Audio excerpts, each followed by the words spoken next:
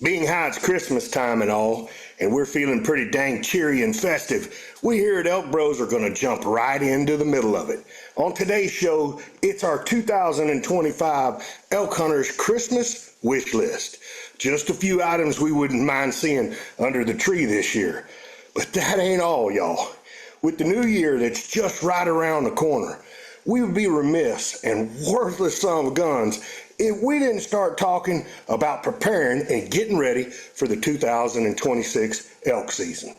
So click that seatbelt in because it's just about to be all gas and no brakes. That discussion, our listener shout outs and questions from our awesome ElkBros mailbox. So my friends, pull up a chair, adjust your volumes just right, and welcome to Blue Collar Elk Hunting. This is my life, country born and raised. When that whistle blows, I'm on the trail, pounding in my head.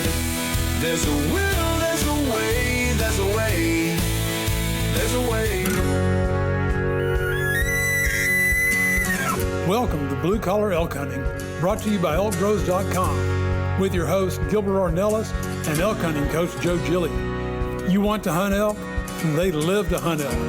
Their goal is to share with you what they have learned grinding it out for over 35 seasons, doing what they love. So come on into camp and set a spell. Welcome to Blue Collar Elk Hunters.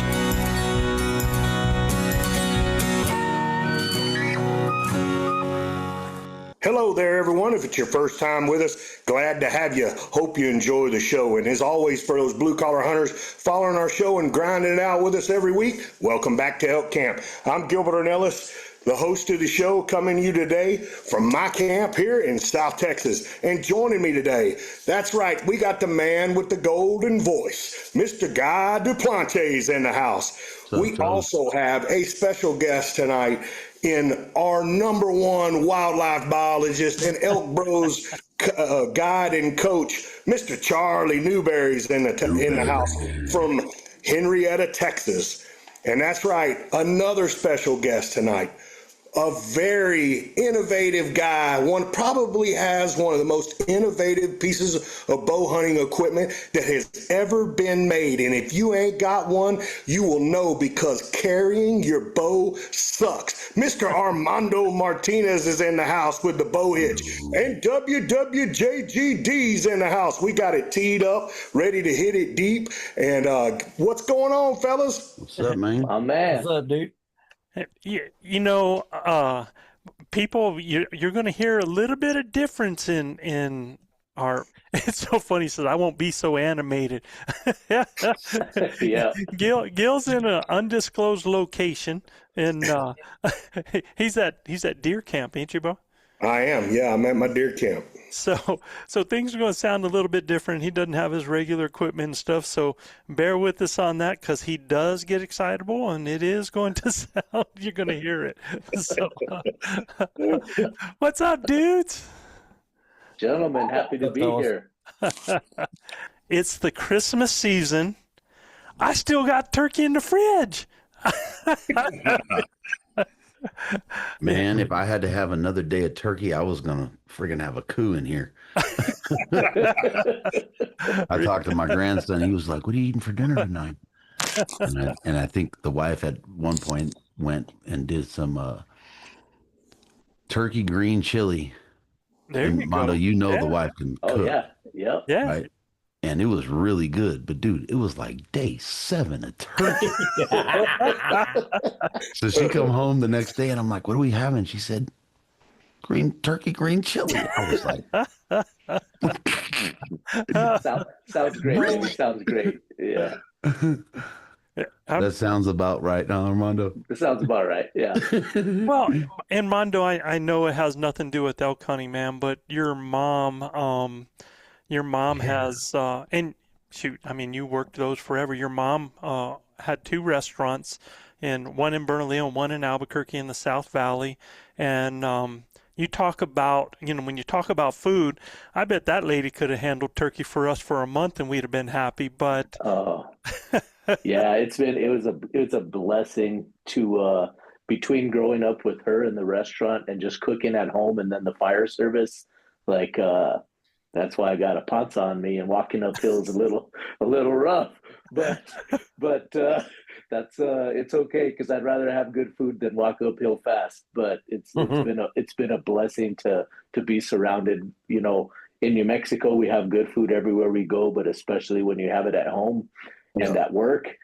That's a dangerous recipe. But she sold her restaurant. She sold did. the one She in the sold South Valley last week. one, right? Yeah, she signed on that's- it after 27 years of ownership. She Wow. built it from the ground up. It was a dirt lot with a bunch of trees, and Beautiful restaurant. it's a beautiful restaurant. So she did a great job, and she deserves, to have somebody else make her turkey from now on. Yeah, there you go. But that's an icon, man, out of the South Valley. It absolutely is. So yes, truly blessed. Yeah, wow. We probably ate ham and turkey for 4 or 5 days, but my wife brought everything here to camp, and we try to get all the kids here to camp for Thanksgiving. I got to spend Thanksgiving Day with my daughter, my son hunting, and she absolutely killed an absolute hammer of a whitetail, and we had some of it last night. So man, fresh whitetail backstrap, and it was phenomenal. So we've been eating on that critter and then eating on some of my elk meat that we killed in September. So had a great Thanksgiving, man. And I know you guys did too. And heck, being able to be out in the woods, this is the time of the year that we live for. Heck yeah. Hey, Joe, just for the record, for everyone in blue collar land, when Gil called me about a kill, I answered right away. I did not delay. He did. He didn't call me. Yes, I did. I looked, I don't know where we were at, and I said, "Oh, he killed something." And my wife goes, "Huh?"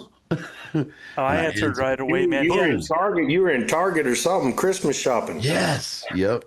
Yeah, he called me right away, man, and Lacey was there and stuff, Yeah. and it was really cool, man. It was really. Yeah, it was I'm telling you, man, to be able, guy kind of put that on me when he killed that big mule deer. He called me and I'm like, dude, I got like 10 deer around me in my bow stand. He goes, no, bro, I need you now. I'm like, oh, well, hell, we'll run everything off. Something's wrong, So I got down and went where I could get a good signal, walked up the backside of this creek bank and got a good signal and called him. And he's like, I'm like, bro, you all right? Yeah, look at this. I'm like, oh my gosh. Well worth it, man. Dude, that was a tank. That was a tank, y'all. That was a Thank you, tank. man. Thank you. I Yeah, I think was I was pretty happy. I think I was on the road when I got the first call, man, and then it was like, dude, it was like 15 calls in a row. I go, man, is this my mom trying to call me? So I was like, oh, something's up, man. 15 calls from guy. He either needs help or. Yep. I think what happens is when you don't answer, and then Gil rang me back, that call came back to you because I started the chain, right? So you were getting me and Gil back and forth. Yeah. Oh, yeah. That's like the only time, man, I can be on the top of the mountain, zero service, right? Zero service. An elk bugles. Me and the dude are chasing the elk. We're up at the top of the hill, and then my phone friggin' rings, man. And my mom's like, what? I need some help. And I'm like, what do you mean? You don't even ask, how are you? What are you doing? I'm like, Mom, I'm chasing an elk up here. Well, my mouse doesn't work. Sounds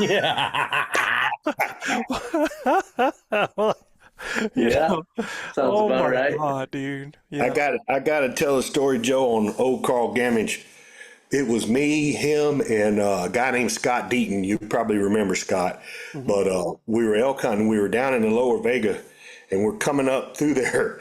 And I thought I'd turned my phone off, right? And all of a sudden it picks up signal, and I get a phone call, and my ringer is an elk bugle, and dude, that thing went. and we're in the middle of a herd of elk, man. We're stalking them from the rear, right? And this thing bugles, and you should have seen Carl. Both his hands go out like that to stop us. And he's like, stop. And he turns and looks at me and he goes, man, he called me everything but white. I'm telling you. You sorry son. Oh, man, he went off on me. He said, turn that damn thing off or leave it in the buggy. It scared the hell out of all of us, dude, because we were putting the Mohican sneaking on them, man. I know everybody's getting ready for Christmas. We're talking about being in stores. I've been, I'm going to be shopping some more. We're finishing everything up this week. For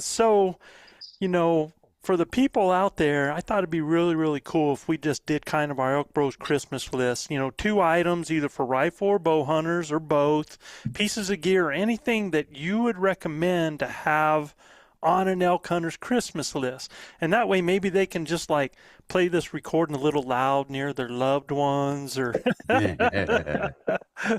or anything like that. So I wanted to find out from you guys, man, like if you were to have something on your list, if something that you guys were wanting this year or something that you think an elk hunter should have on their list if they don't have it, or if they do have all the regular stuff, what's something that you think they should put on there? So let's hear what you got, man. And I think we ought to go with the oldest person here, Charlie. That would be you, El Senor. I'll go first. I'll jump right out of the box. I ain't scared at all. Now, I know some of the other items may be coming up, but and I swear I'm not just saying it because Guy's on here, but his Pursuit poncho has kept me dry every time I've went elk hunting since I got it. Guys around me had been, they'll put on their pants and their jacket, and all I got to do is flip that thing out, put it over me, sit down. It covers my pack. It covered my bow. Everything stayed dry. When I was up there with you guys in New Mexico on the coached hunt, man, I slept under the thing and we got rained on. So Pursuit poncho, and then I was guiding a deer hunter the other day, and I've went through lots of gloves, cotton gloves, glove liners. I've had, some name brands, but I finally found one that I really, really like. And I thought I lost one in the truck, and I was literally going to drive, half mile back to the deer stand to see if I lost it. And it's a set of Kuiu Axis gloves. I think they're like $60 or something like that, but they're wind resistant, windproof. They're water resistant. You put them on, they're good for during archery season. You'll get below freezing temperatures in archery season, and even up and during rifle season. And these are some of the best gloves I've had. So I'd say those are 2 things that I'd be remiss if I didn't mention. So let me just ask you, when you're using gloves like that, man, during the season, so when you have to shoot, do you have to pull the glove off? Nope. No? Nope. I have worn them with my release, even the bow hand and with the release on. Really? It's a little tight. It's a little tight, and it does kind of, but I just make sure when I'm anchored that everything's right. The strings tip the nose. Everything's kosher. Oh, very cool, man. And you don't get any slip or any pull as you're engaging that end. No, no, not really. Not really. It does fit. It is feel a little wonky, so I would recommend, practicing with them if you're going to wear them, just to see how you shoot, because they are a little bulkier than some of the more cottoner, thinner fabrics. But man, just keeping your hands warm, even glassing. They're just pretty handy. Well, first off, I'm gonna say, Charlie, thank you for that accolade on the Pursuit poncho. I'll send you your free product and $20. There you go. Hey, I'm telling you, since I've got mine, my son's got one, and then the other guy that was hunting with us, he was one putting on his pants and rain jacket. He bought one. We've got one for another buddy that goes hunting with us. So it's they see them and they want them. Heck yeah! No, I appreciate that. Yep. So since I started running my mouth, I actually went and grabbed I went and grabbed this, and one of the, and again, right, I got to qualify this because Mr. Armando's on, but this is my Tricer AD, and then I got this Simply Savage Solution tripod sling on it. So let me now before you go too far there, and I want you to go back there. But when you say Tricer AD, That's the model of the tripod. that's the model of it, Yes, right? sir. Okay. Yep. Okay. So I got my Tricer AD with my Simply Savage Solutions tripod sling. I've been calling it the Solution tripod sling. I think Armando needs a name. But I love, Joe knows, Gil knows, I love glassing. Like I carry my binos everywhere. So this is really what I built for glassing. So I got my Tricer AD with the AC, with the BP, with the Tricer 360 on it. But it's a slick glassing solution, right? I got, this is basically a pan head. So like every quarter turn is, kind of a quarter of an inch left or right. Keeps your glass nice and stable. And then with that, I got my Nexus, my all-in Nexus system. This is the Nexus base plate. And then what that does is it just swivels my scope on there. And then I got the all-in snapshot system that I just throw my phone on. You could digi-scope. And I mean, super, super handy. I carry this thing.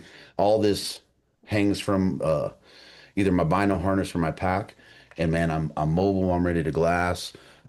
And then if I'm not carrying the spotter on my Zulus, I have I don't know if you can see that on the bottom of that. I have my Tricer Z6, which is the base plate that just slides right into the Arca system on my. So you've gone through a bunch AD. of stuff really quick. Like if somebody was there and they were trying to make a list, let's distinguish between the products that you had there. So Okay. you got the Tricer AD, which is a tripod system. Okay. Right? Sorry. So you got your Tricer AD, which is your tripod. And then coming off of that, I got the Tricer AC, which is basically an Arca connection. So the reason that I put that on there is if I didn't want to carry this head, I can just slide my Arca right into that AC. My all-in base plate will fit right in there. The Zulu 6 or the Tricer Z6 adapter will slide right in there. And then you can, so you talked about another product, the Zulu. Okay. You're always talking about this Zulu, man. I thought that was like a tribe in Africa, man. What is a Zulu, bro? the Zulu is the Sig Sauer Zulu 6 binos. That's the stabilized binos that I let you look through. And you started drooling. Joe was drooling over binoculars. I couldn't believe. What's the price tag on that Zulu, man? Retail? I think they're about $1,000. Really? Yeah. That's it? I think they're about $1,000. Yeah.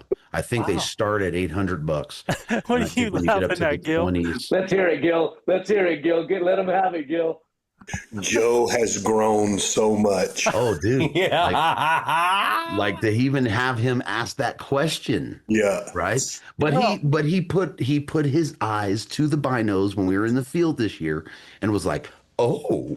And you know what? Piss on you, dude, because you friggin' ruined me. Now, like, now I go and I put and I'm trying to look for something far away, and all I can see is the friggin' jiggle now, right? I never noticed it before. Oh, and then, dude. He And puts the more you use them, the worse that gets. it's like It's crazy. Well, look at.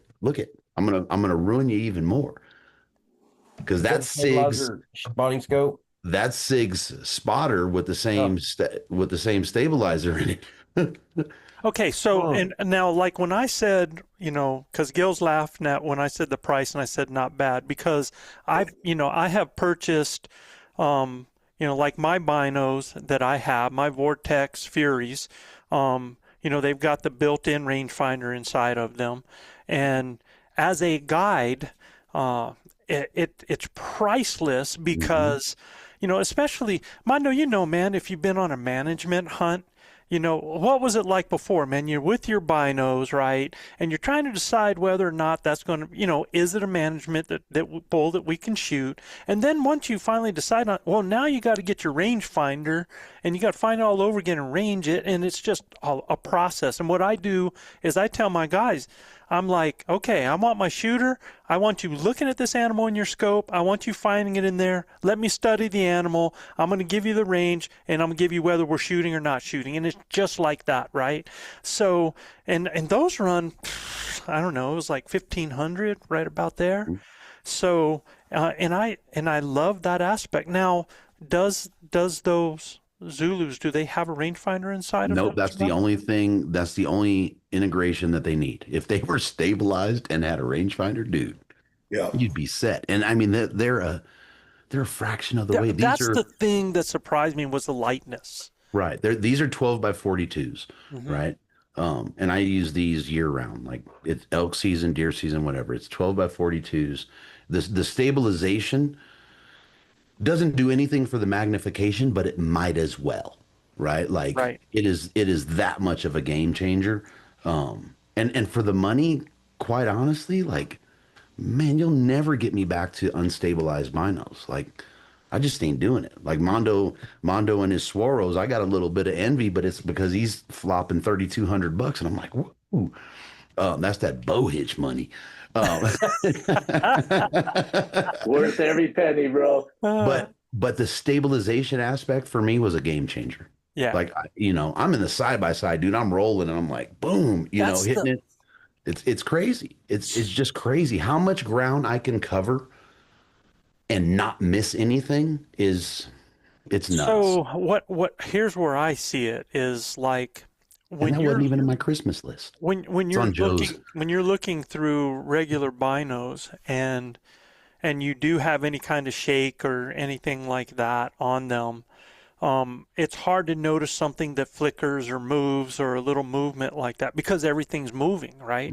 It's like I talk about the best time to draw on an elk is when they're walking by because everything's moving, right? And you have the same thing when you're looking like that. So what I noticed is with the stabilization, man, it was better than the extra magnification because you could see things moving. Yeah. You know what I mean? So that was, No, yeah. I absolutely love them. I mean, I've been trying to get my wife to put those on her Christmas list so I can buy a. So let me ask you about the spotting scope. All Yep. right. Does the spotting scope come with an angle or is it all straight? It's straight. It's a straight scope. So they don't have That's- any that angle.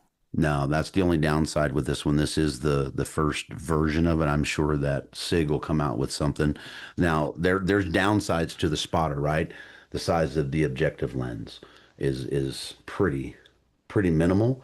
But dude, if I'll send you guys the video.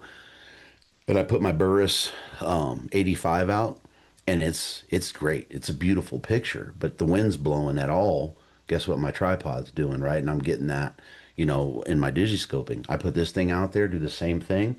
I don't have the field of view, but it's boom. It's just locks, rock solid. Mondo's been here, so the peak when you guys were here, we were glassing. So those bulls are up there now.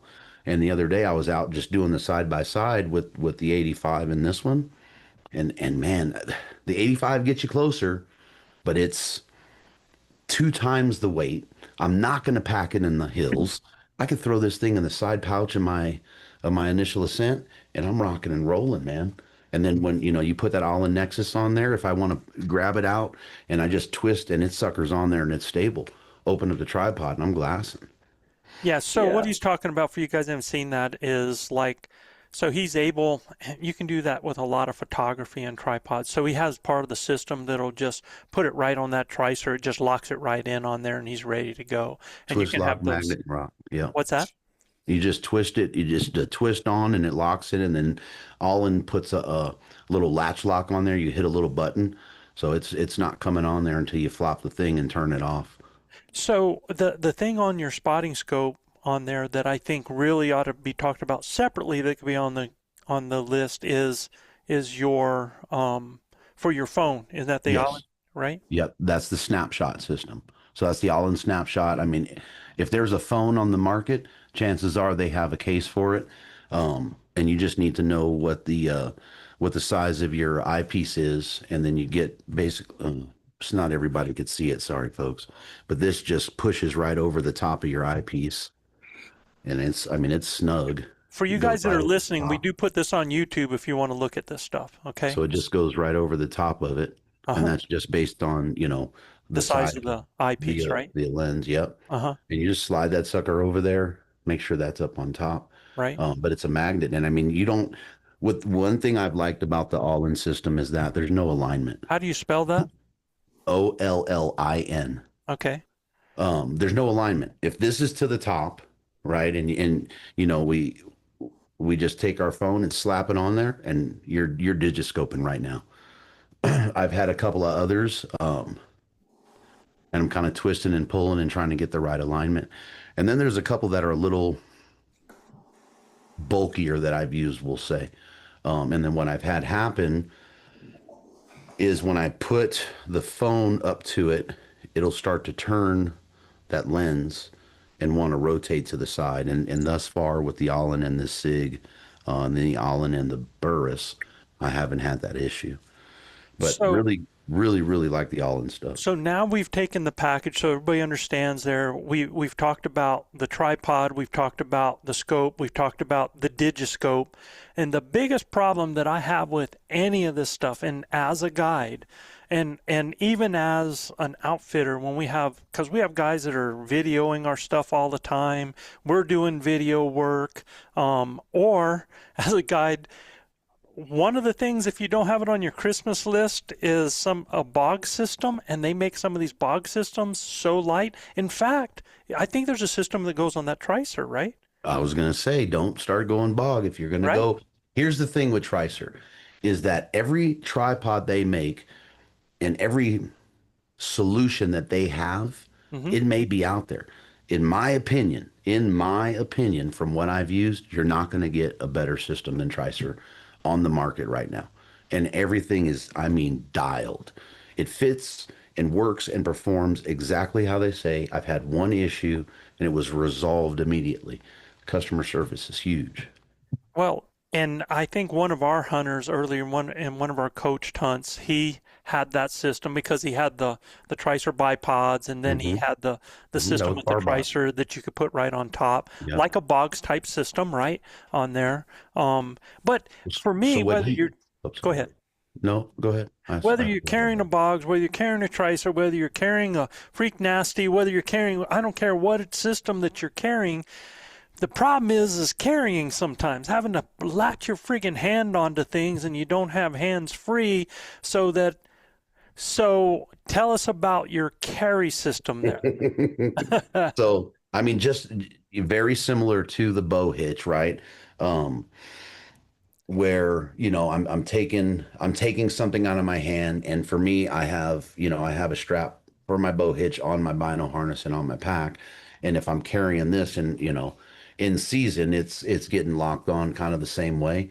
But this system wraps around and locks into itself here. I'm not going to do it completely, but it locks in there. So then I'll cinch that down. It typically would go, I put it around 2 legs, not all 3. And then this clips in to the shoulder strap that they give you with it. And that clips right onto your 1-inch webbing on your pack or your bino harness. And generally what I'll do is I'll run it a little high, and then I like to keep that weight sitting up here. That's the reason that I only wrap it around 2 legs. And what happens is when that's collapsed, it's wrapped around 2 legs and it's not sliding all over on me. And then when I'm ready to go, I open it up, I unclip it, and then deploy the tripod. I will say, and goes to Joe's point, is whatever you have, learn how to carry it and be effective with it, but do it with your weapon as well, right? You're not going to take this stuff in the field and be bumping your rifle, and we've all seen that. So clank, clank, clank, clank. So that is the bow hitch tripod strap, correct? The tripod sling is what it's called. Yeah. Tripod sling. Yeah. Tripod sling. Tripod Simply sling. Savage Solutions. solution tripod. Yeah, you can just go to thebowhitch.com and you'll find that there because, well, I'm just going to let everybody else keep going. I just wanted to make sure because Guy has a way of, man, he's such a freaking gear freak that it's like a package deal. And he's like, I got da-da-da-da-da-da-da-da-da, and it's like one unit when there's a lot of cool things that could have been listed on that Christmas list right there. Email Joe. I'm happy to take, or email me, either way. I'm happy to break it down and let you know what it is. I do have one thing, and this is more bias, but the ElkBros Adventure Club, as we get into main content, in preparation for next year. So I would say I actually am probably purchasing that for somebody this year for Christmas. So that's another one that would be high up on my list. I think when we get to when I get to some things to talk about preparation for the year and we start looking at some of the costs and stuff, I think there's going to be some really neat things to talk about with all of that. So Sure. really, really cool. All right. Who else, man? Who's got a Christmas list? I got one, Joe. All right. You guys have heard me talk about it, and you'll hear it in the intro. I think, and this is my own personal opinion, I think the greatest innovation in the last 10 years of bow hunting, and we got him on the podcast tonight, is in the bow hitch, because carrying your bow sucks. And Mondo's here with us. I have hunted the last... We started with him in Canada, Joe? Did we start in Canada with it, or the year before? No, we started in New Mexico. Yeah. We started year in before Mexico. that. So 2021. 2020. No, 2021. Yeah, you're right. 2021. Yeah. So just past COVID and everything else, Mondo comes up with this amazing invention of not having to carry your bow. And look, man, I carry a light bow anyway. I don't anymore. I got one of them big heavy ones now, but the bow that I've been hunting with for the last 13 years is a Matthews Helium. It's really light, but I'm telling you, the ability to be able to hook that into your pack and let it sit on where your load lifters are and just not even know it's there. Glass, do whatever you want to do, navigate terrain, use your poles, and not have to set your bow down. It's been phenomenal. And I had it hooked when I killed my bull this year. It was hooked. We're coming down the mountain, the whole 9 yards. I'm actually holding the cam, and it's in a position where I can really just kind of make real small movements and pull it off.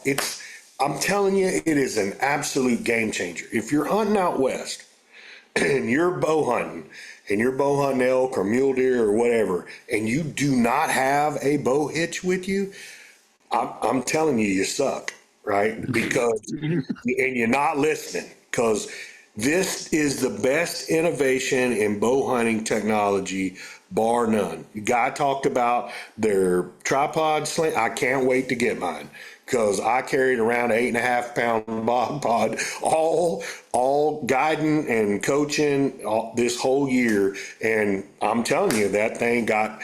The thing about the bog pod is it's not just heavy, but when you want a glass or something, you got to set it down, or you want to do something different, you got to set it down and, help another guy with his pack or whatever. When you don't have a system like Mondo has with the bow hitch and the tripod hitch, I mean, it just leaves a lot of failure points are easy to see. But when you put this bow hitch on your bow and you hook into that, or like Guy said, on your bino harness or whatever it may be, and you hook into it, it gives you so much freedom. I can't talk enough about it. I think it's the greatest innovation in bow hunting that we've seen in the last 10. Yeah, I mean, there's all kinds of new cams and blah, blah, blah on bows, but nothing takes the pressure off of you like that. And I'm telling you, I hunted many years without it. In the last 4 years that I've hunted with it, 3 or 4 years I've hunted with it, every time I come to camp, I'm like, this thing is freaking amazing. And people that don't have one just don't understand how bad it really is without it. So y'all Let's go clarify to too, though, because we both said it, right? I said I hook it on my bino harness in my pack. You said your pack. They do have the 2A sling.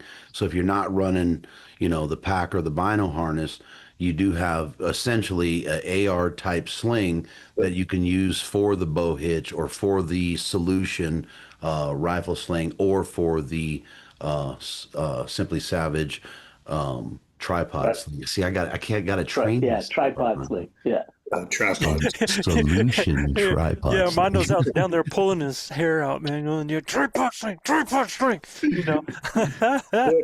I can't stress enough that I don't know how many bow hunters that come to the Rocky Mountains every year, but if every one of them had one, I guarantee you Mondo he'd be a rich fella. But at the end of the day, they should, So I really like when we first did this, because it's so funny because Mondo, had given me one and gave me one for the guys to try.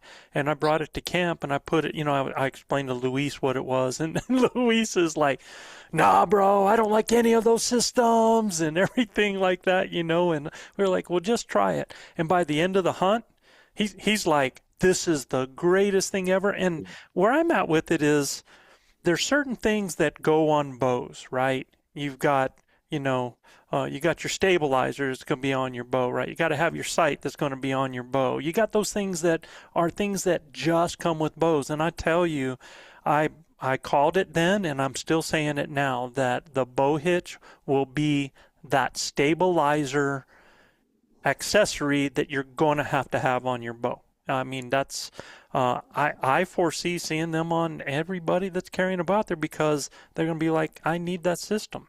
And I'm somebody that, as a guide, I hated carry systems. Hated them. I made all of my clients leave them at camp because we lost opportunities. And that's not the case with this system. You're up and in shooting, it's I have actually been standing there because I stand at a tree, or if I'm waiting or something like that, I'll knock an arrow and let it just hang down by my side. Man. Absolutely. It's just, so yeah, I hear you on that, man. So what else are you going to have under that tree? Mondo, congratulations, man, again. It's just so sweet. Thank you, gentlemen. I'm humbled to get this feedback, and I'm very appreciative of it because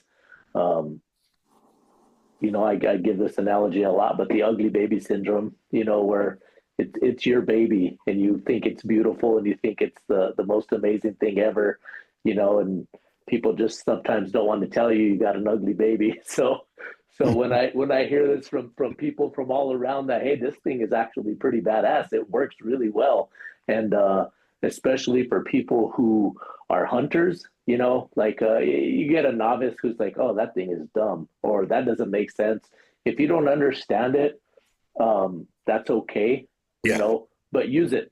And then tell me that you would rather carry your bow. That's kind of in its simplest form. Like, if you don't understand it, that's okay.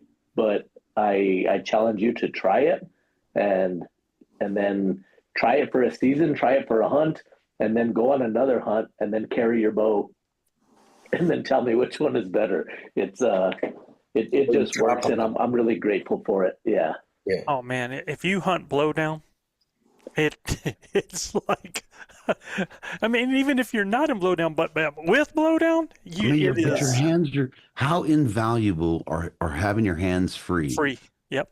Trekking around the mountain, for wanting to grab your binos, for having to call elk. If I wanna sit and call in one hand and rake in the other hand, my bow is still in shooting position or ready position, right? Like, doesn't make any sense. So I'll tell you the second benefit of it, though, dude, is I have not lost an arrow in 4 years with that system. Exactly. Right? Because when I walk through brush or anything like that, it is holding my arrows next to my body, keeping them on the quiver instead of something like a, oak brush or something. If you're carrying it in your hand, grabbing something off, you end up having an arrow fall off. And there's another system out there that puts it on your back. And Yeah. man, a buddy of mine hunted with me like that and ended up losing 3 arrows on a hunt because of that. Yeah. Just going through stuff that ended up pulling arrows off there. So, it's the system I believe in. What else did you have, Gil? Yeah, so I'd be remiss, man, when we talk about hands-free operation and what really makes the ElkBros the ElkBros. I wanted to talk about a broadhead I shoot, but I don't even think that that's the innovation part of what we do. We make a tube, a bugle tube called the Soloist, that if you're an elk hunter and you're serious about wanting to call an elk, and case in point, you can watch the video of me killing my bull this year. I actually had to call to that bull to calm him down. He was barking at me the whole time, and I called to him and calmed him down because I was able to reach down and grab my tube and move my head down and mew back to that bull like a bull mew. Woo! Just like that. And that really settled him down enough to where I can push my bugle tube back down out of the way. I didn't have to reach down and set my bat tube down or reset it in a setting or something like that and set it down. I was able to just push my tube down with my left hand or with my right hand, the same one I pulled it up with. I pushed it down. You can watch it in the video of me pushing it down because it was too tight for me to draw with it. So I just pushed it down, hooked into my D-loop, and drew. Bull standing there watching me the whole time. The Soloist is by far the best bugle tube with so much confidence when we're calling bulls in because we don't have to leave it behind. It's on us all the time. We can actually make little to no movement and get back in it and be able to grunt or cow call or bugle or whatever we need to do with our Soloist tube. So shameless plug for us, but you can find it at ElkBros.com. The Soloist tube that Joe and his team put together, and the innovation that went into that with the back pressure and a really cool mouthpiece, the whole 9 yards.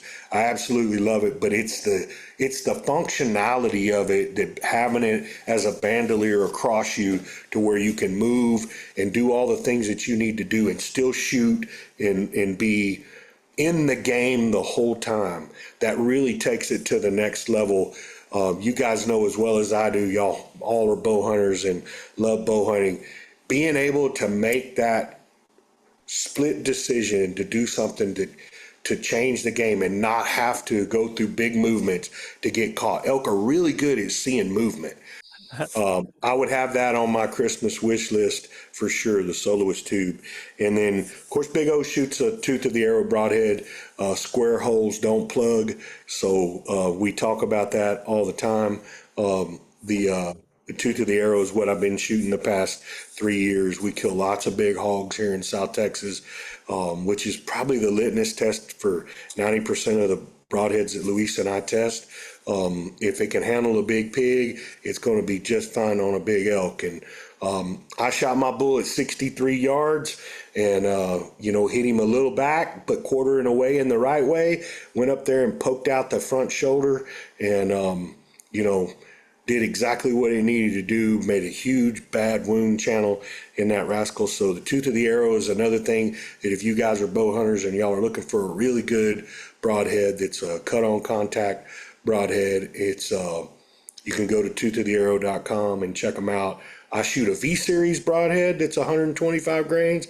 My total arrow weight setup is about 570. So the 125 head flies like a freaking field point, man. It's a vintage series head, so it's flying about 279, 280. So I mean, it's going.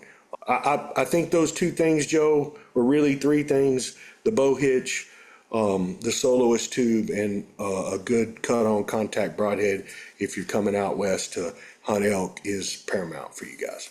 That tooth of time broadhead, I've yet to use it. but I have seen the results of it. And I'm interested so much now because of what I've seen that I'm really, and look, I've used the same wasp broadhead Good broadhead. for friggin' 30 years, right? Yeah. And I'm really interested to try that just because of the daggum hole that it makes. It's basically square. I mean, and one thing I've seen with, the two-blade arrows, even if they have bleeders on them and stuff like that, when they're so sharp, they go through animals and they're so sharp they kind of seal up and don't always leave a good blood trail. Blood trail is everything, right? For recovering that animal and actually letting things taking the air out of that animal. And what I've seen on that daggum tooth of time arrow is a square hole after it punches and cuts inside it. It's unbelievable. The hole that thing uses, and it's so. I think Gil, you hold the record for animals killed. I hold the record for 9 animals taken with the tooth of the arrow broadhead. Same broadhead. Same broadhead, and I had it at 6. Now we've moved it to 9. The next animal I kill will be that same broadhead. And all I do, man, is run. They got a little sharpener that they sell with it. You run it over that thing 3 or 4 times. You can shave with it. I mean, it's a single piece of carbon steel. It's a heck of a dadgum broadhead. I'm hoping to get 10 out of it before I lose it somewhere, but we'll see. The goal's 10, and I may retire it at 10 or just keep it rolling. I mean, to be able to recover our arrow and our broadhead, and then we want a massive wound channel. And it's been phenomenal. I mean, Luis and I probably try 2 or 3 different broadheads every year. I actually have a mechanical that I'm testing right now, and we'll see what it does on a big hog here in the next couple of days. And you, Mondo, I'm really interested to hear your Christmas list, what you talk about here. Again, I just want to thank you guys for giving our products a chance, and coming in as with an open mind, even though I think like most people, it's like, well, I don't know, but I'll give it a shot. For coming in with a little bit of skepticism and then letting our products prove themselves. Like, I think that's the best part. When you come up with something that nobody's ever seen, nobody knew what the hell a bow hitch was, and even when I explain it to them to this day, it doesn't make a lot of sense until you actually see it. Same thing with the tripod sling. People put their tripods in their backpack. Like, you don't carry a tripod out and have it accessible for you. Like, that just doesn't make sense. When I'm out hunting, if I'm just going to be like quick walking and going from spot to spot, I keep one tripod leg fully extended for my binos. And I don't ever disconnect them. I just swing my binos up and I scan with them, and then I slide with my binos on my tripod. I keep the leg fully extended and I keep on walking, and my firearm is on the opposite side. If I'm guiding a hunter, I stop, when we get out of the truck, before we go on our hike and whatever we're going to go do, I size my tripod for the shooter. And then that's when I tighten up my tripod. I put it under my shoulder, under my armpit, and we go hiking, because when I see that animal, by the time he gets his rifle off of his shoulder or off of the solution sling, I'm already set up and ready for him to clamp in. Once he gets his gun on the tripod, I'm on the binos, pulling ranges, picking animals, putting together a game plan. And it just cuts so much time off. So the fact that you guys use it and you see the value in it, as experienced hunters who have been able to use every other product that's been out there, I just want to start by saying about I efficiency, appreciate bro. that. It's about efficient. It doesn't get more efficient. It really doesn't, because we kill a lot of animals, and time is money, and opportunities. You have to capitalize on the opportunities you get, and I take that lightly. That's the main thing, though, man. Is what you said is for. How many people are that close? It's like that fish you almost caught was that far from the shore before you pulled it in. And so many people are just that close from having succeeded and punching their tag. And they weren't efficient in their process of getting things there, getting set up, and the animal ends up going out of the picture, man. So there's a lot of opportunities that are lost from inefficiency. And so I'm really big about getting rid of failure points and efficiency. And that is one thing that you get with that system. So very cool. So thank you guys. I appreciate that. I would like to, the Pursuit poncho, if you guys are out west, another plug for Guy, because it's well-deserved, not, for no other reason than it works, and it works time and time again. It's efficient. Again, that's what we're looking for. It's extremely efficient. It's protective. It's light. It's light. It's efficient in every way, in its size, in its speed, in its coverage, and it's efficient in how fast you could put it away and start moving again, because a lot of times time is of the essence. So just a shout out to you, Guy, because you absolutely nailed that Pursuit poncho. Thank you. If they're wondering, right, it's westernflycovers.com for the Pursuit poncho. So it's a Western fly cover Pursuit poncho, not a Guy fly cover or Guy Western. All you got to do, man, we have discount codes, I believe, in our notes, in our show notes. So yeah, you can go check that out. Yeah. So the two products that I'm going to talk about are, number one, it's something different, but it's a sheep feet. For me, my feet, I have, my feet have always given me problems. I have good boots. I have high quality boots. I have purchased every brand of boot that you can imagine. Do you have neuropathy or what? No, I don't have neuropathy. I think I just have weak feet. Like, my feet will get sore after a while. It's just like after a good long day of hunting with your pack and hitting the rocks and my feet would just be tired. I don't know how else to put it. Like, I'm like, I want to come home and take off my shoes as soon as I get back to camp, and and get comfortable. And the next day, it takes a little while, the first half hour or so, until your feet start warming up.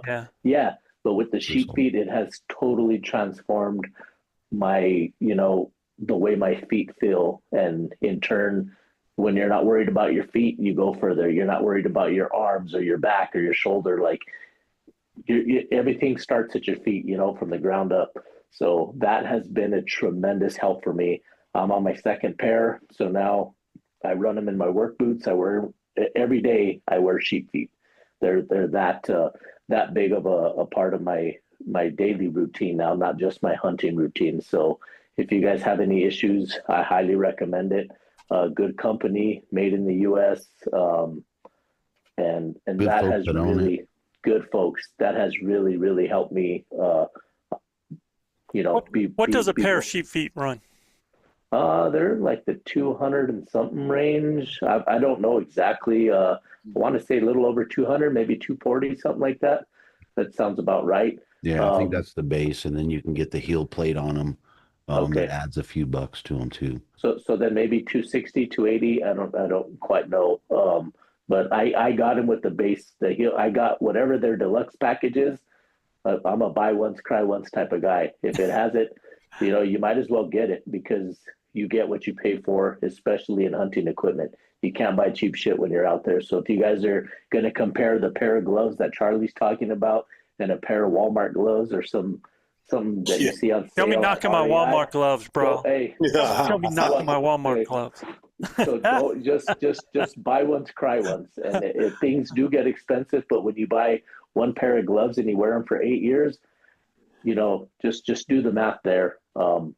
It's just I don't know. I think that's a life lesson that I've learned, especially with hunting gear, where I don't mind spending the money.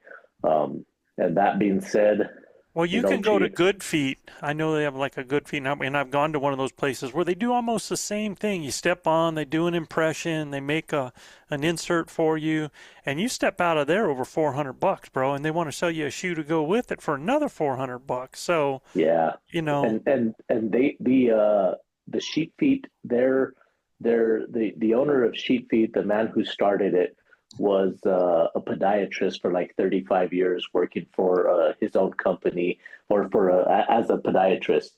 Then he went out and noticed how big of opportunity there was with the insoles only. And so he's strictly been doing these. So he took what he learned from there, got it with, the specific mind of the hunter and what they're missing and what they're looking for and what they're wanting, and developed it just for us.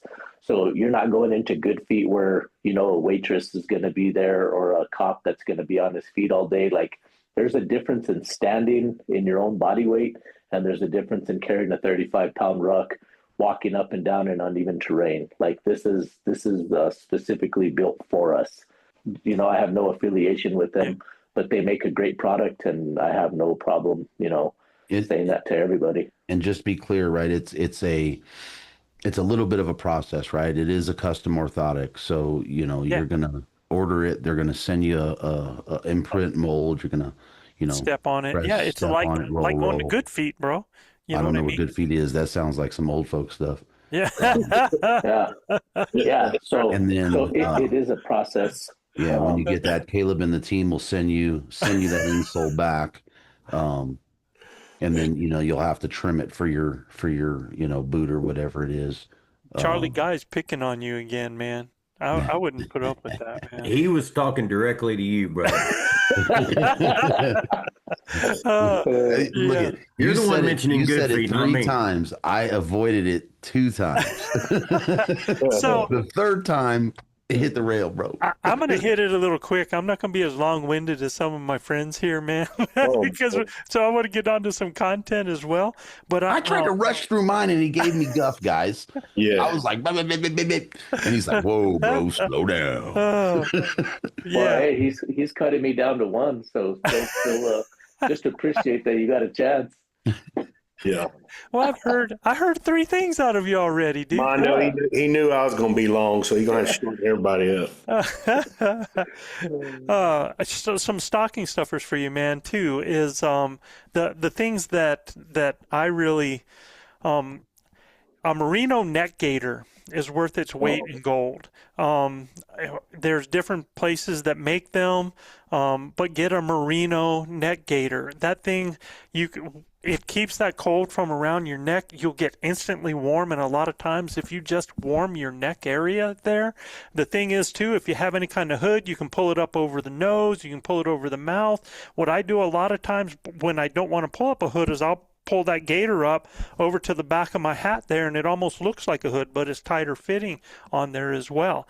And I got some pretty tight fitting merino hoods that I wear, but that neck gaiter will be one of the first things if I need to temp down, where I can really feel my temp going up. That'll be one of the first things that comes off me and let me regulate my temp. So that is something right there.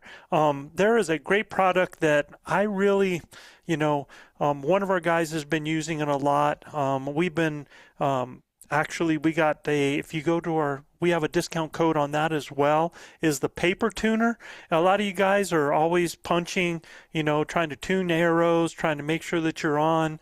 And I recommend when you're tuning, a lot of people get locked in at shooting at one distance really close without going back and letting the arrow actually actuate to do things when they do that. What's the distance what distance is that you should paper tune, do you think, Guy? I go 7 and 12. 7 and 12, right? Yeah.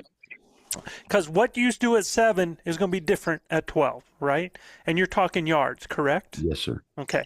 And that paper tuner product is so sweet, so easy. You can hang it in a garage. It has a little magnetic system. You can put it on a stand, and it has things right around it, a guide around it.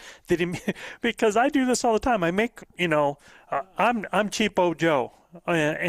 So I take the butcher paper. I happen to have an old track hurdle in my yard from coaching track, and I'll put it on there with some clips, and I'll put it out there. And as soon as I punch it, now I'm having to look on my phone and go, okay, how does that tear? You know what I mean? Everything's right there, instant feedback right on it, and it's a great product. And it'll be worth its weight in getting your bow tuned out there. The other thing that we talked about, the system that Armando has, I saw something this year that one of our hunters, again, introduced this to us. We have no affiliation. I just saw it in action because when I saw our hunter with it, now I've seen 2 hunters in the same year. It's called the Slick Sling V3. That's another one. And the reason I liked the slick sling is as a guide or as a partner hunter, I never had to worry about muzzle control on the people that had it. It ends up, it has a, and I thought it would be heavy, that holster on the side. It has a real lightweight holster that goes on the hip. The butt goes in, it goes right off your shoulder, and then they pull across with a strap that just locks it in. So that gun stays locked in off the shoulder. And when I first saw it with the hunter that came in, because they were a first time hunter, I was like, he was nervous as all get up. Yeah. And he come over to me, bro, what is I did, man. I was like, it's going to take this dude forever to get a shot off, trying to get this thing out of all of this contraption. I mean, it looked like a contraption.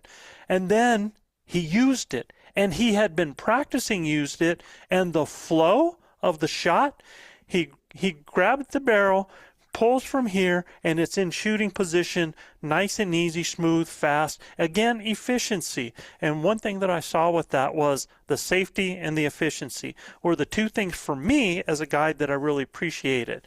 I think it runs about $60.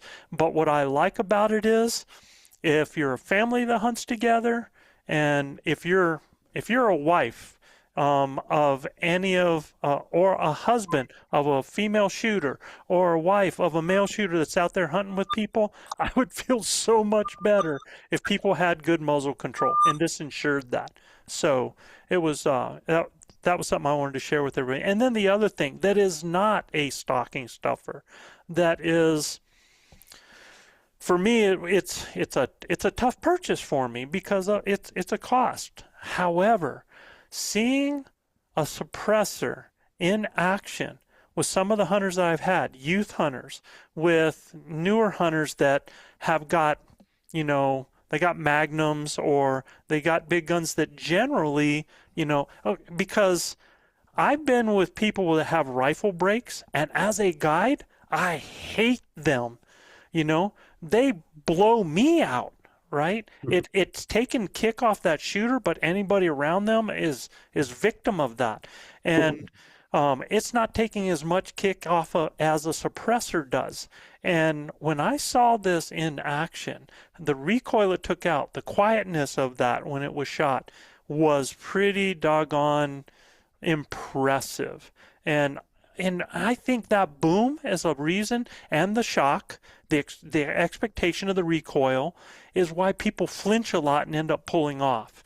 And I saw that totally change. It was almost like dry firing, so not exactly, but you know what I'm saying, right?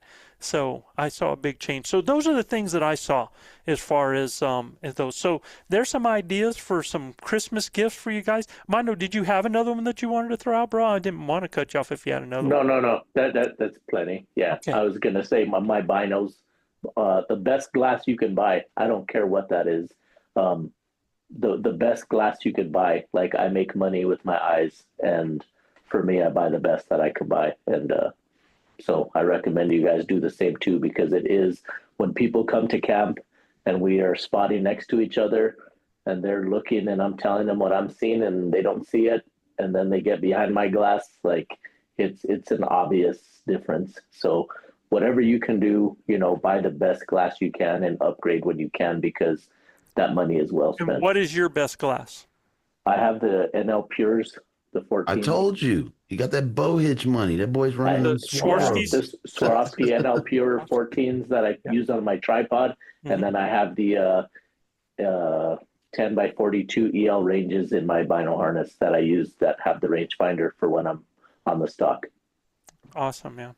So, Gil, we're going to skip over the ElkBros mailbox so that we can get to our shout outs, and we'll put that on the next one, because it's very controversial. The question, I look at that, man, that would take up the whole daggum time here. So we'll save that for the next time. Let's go to the shout outs, man. Sounds good. Guys, you know what time it is. It's time for our ElkBros shout outs. If you're new to our show, shout out on the followers in a few cities with the most listeners topping our charts this week, Joe.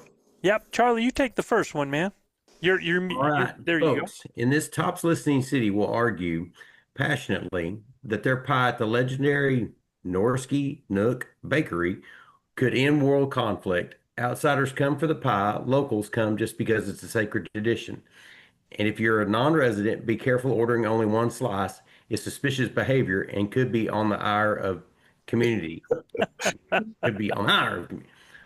OCO, Wisconsin. Yo. Osceola, Wisconsin. Yeah. Gil, have you eaten there, Gil? I've not been to Osceola, Wisconsin. I've been in a lot of places in Wisconsin, but not there. You know where it is? No. I don't. Oh, dang. All right. There's one. We found I think a that's the first place. one he's never been to. That's the first one. He doesn't Yeah. even know where it is. Don't know. What is this, episode Know where that place 245 or 246 or something? You have stumped.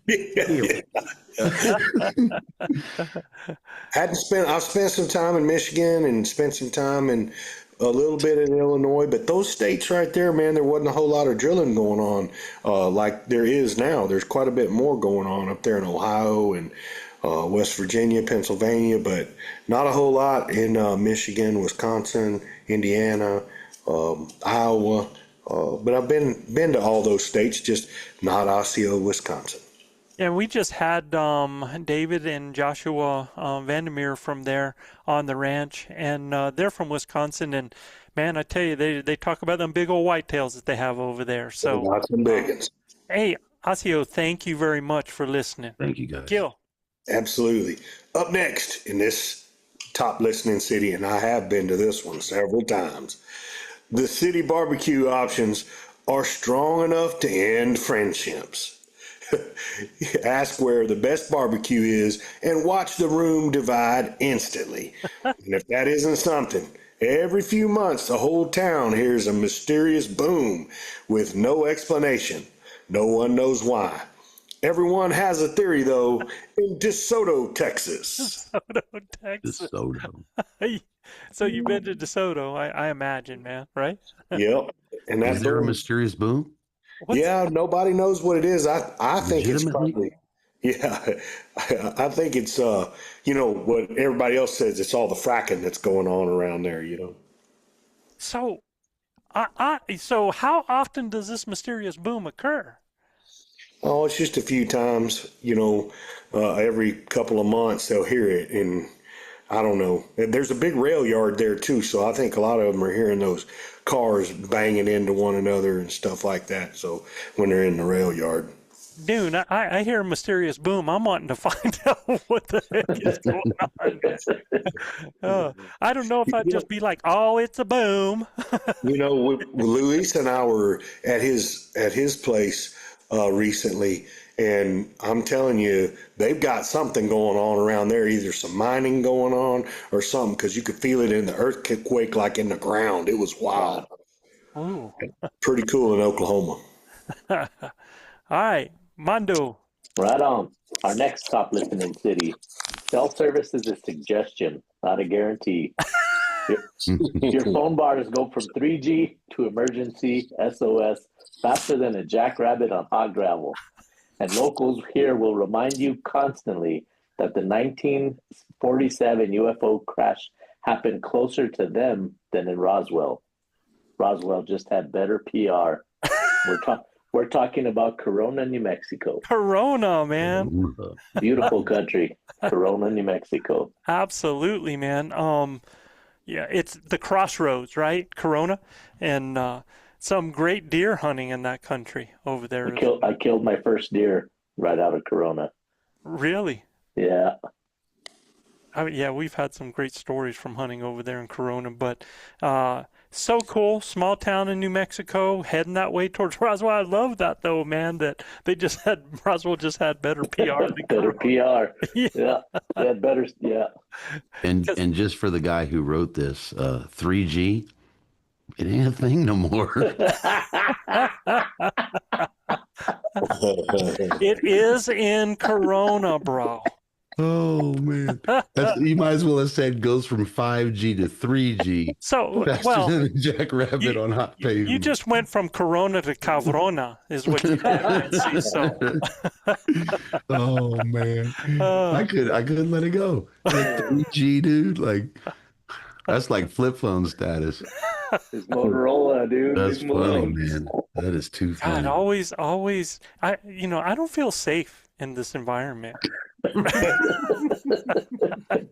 Oh, dude, that's too funny. 3G. There's some people that listen to this show that don't even know what 3G is. Think about that.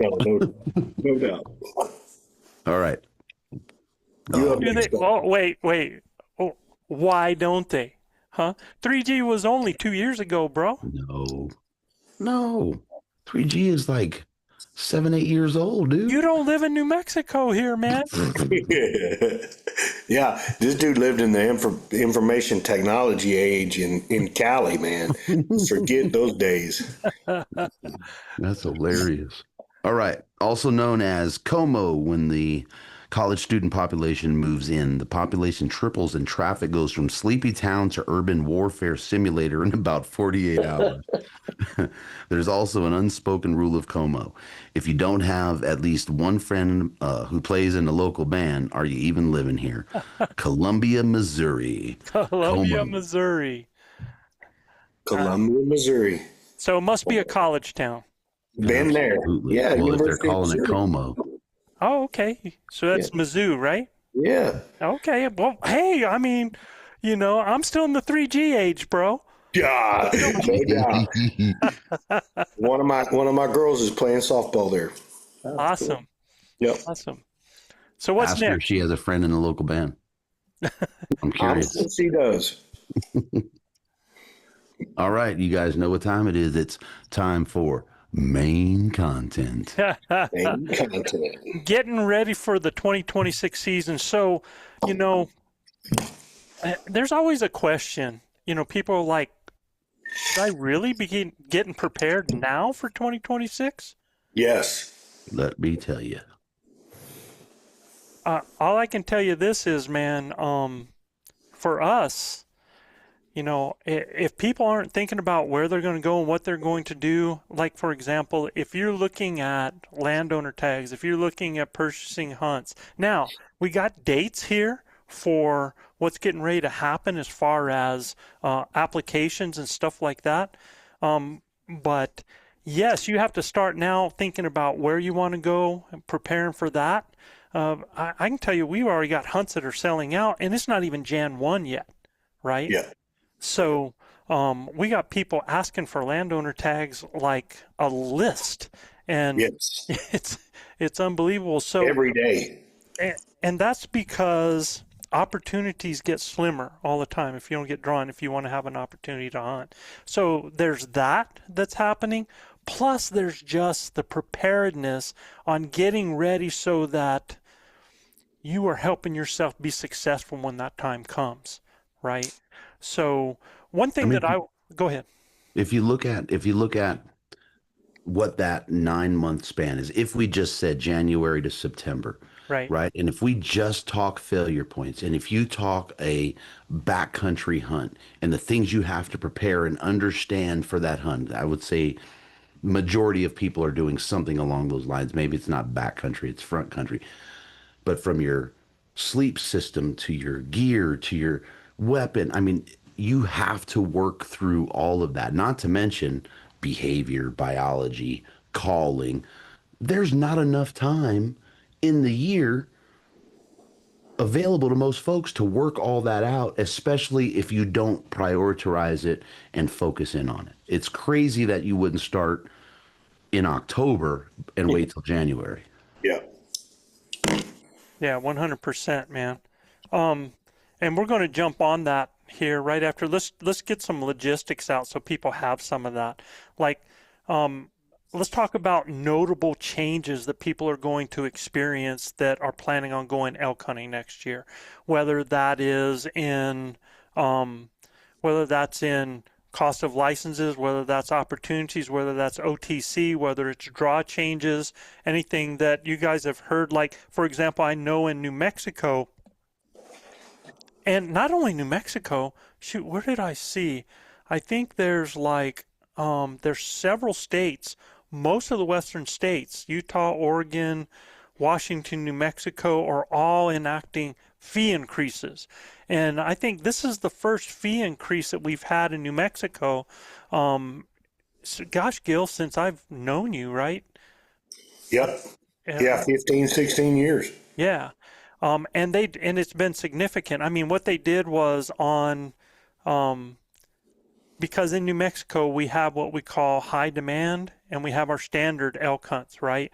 And what they did was, like, I think it was 550 something, 558 for 48. 548 for the standard, and then it was 770 something for the high demand hunts, for the quality hunts. And what they've done is they've taken $225 and tacked that on both of them. So now you're looking at basically $1,000 for the quality, and now the standard hunt is the price what the quality hunt was before. And I think they increased about $30 on the license itself, on the general hunting license. So that's coming in 2026 here and in several states as far as that goes, right? And just so you guys have a heads up on what's happening as far as draws come, Arizona, I think their deadline's February 2026. So February, I don't have an exact day on that. You have to keep looking on that. Colorado, April 7th for all species. Idaho. Now, Idaho has been a state that's had some big changes, right? Yeah. So their application window, man, you're getting ready to miss it. It's the 5th through the 15th of December. And then you get results in early January. So that's happening now for their draw. Montana, April 1st. Nevada, May 7th. And man, for what it costs to apply, Nevada is a great state to put in for, man. I mean, it's a hard draw, but it doesn't really cost you that much to put in for Nevada. New Mexico, March 19th. Oregon, May 15th. Utah, April 24th. Washington, May 28th. And WYO is January 31st. So you can start putting that on your calendar if you're going to be applying. You guys hear of any other big changes going on through? I got a little bit of a list here for Colorado. Okay. So key changes for 26 non-archery tags or non-res archery tags, which we already know, the no more unlimited over-the-counter archery tags west of I-25. That's in Colorado. New for 26. Yeah, just, repeat it for folks.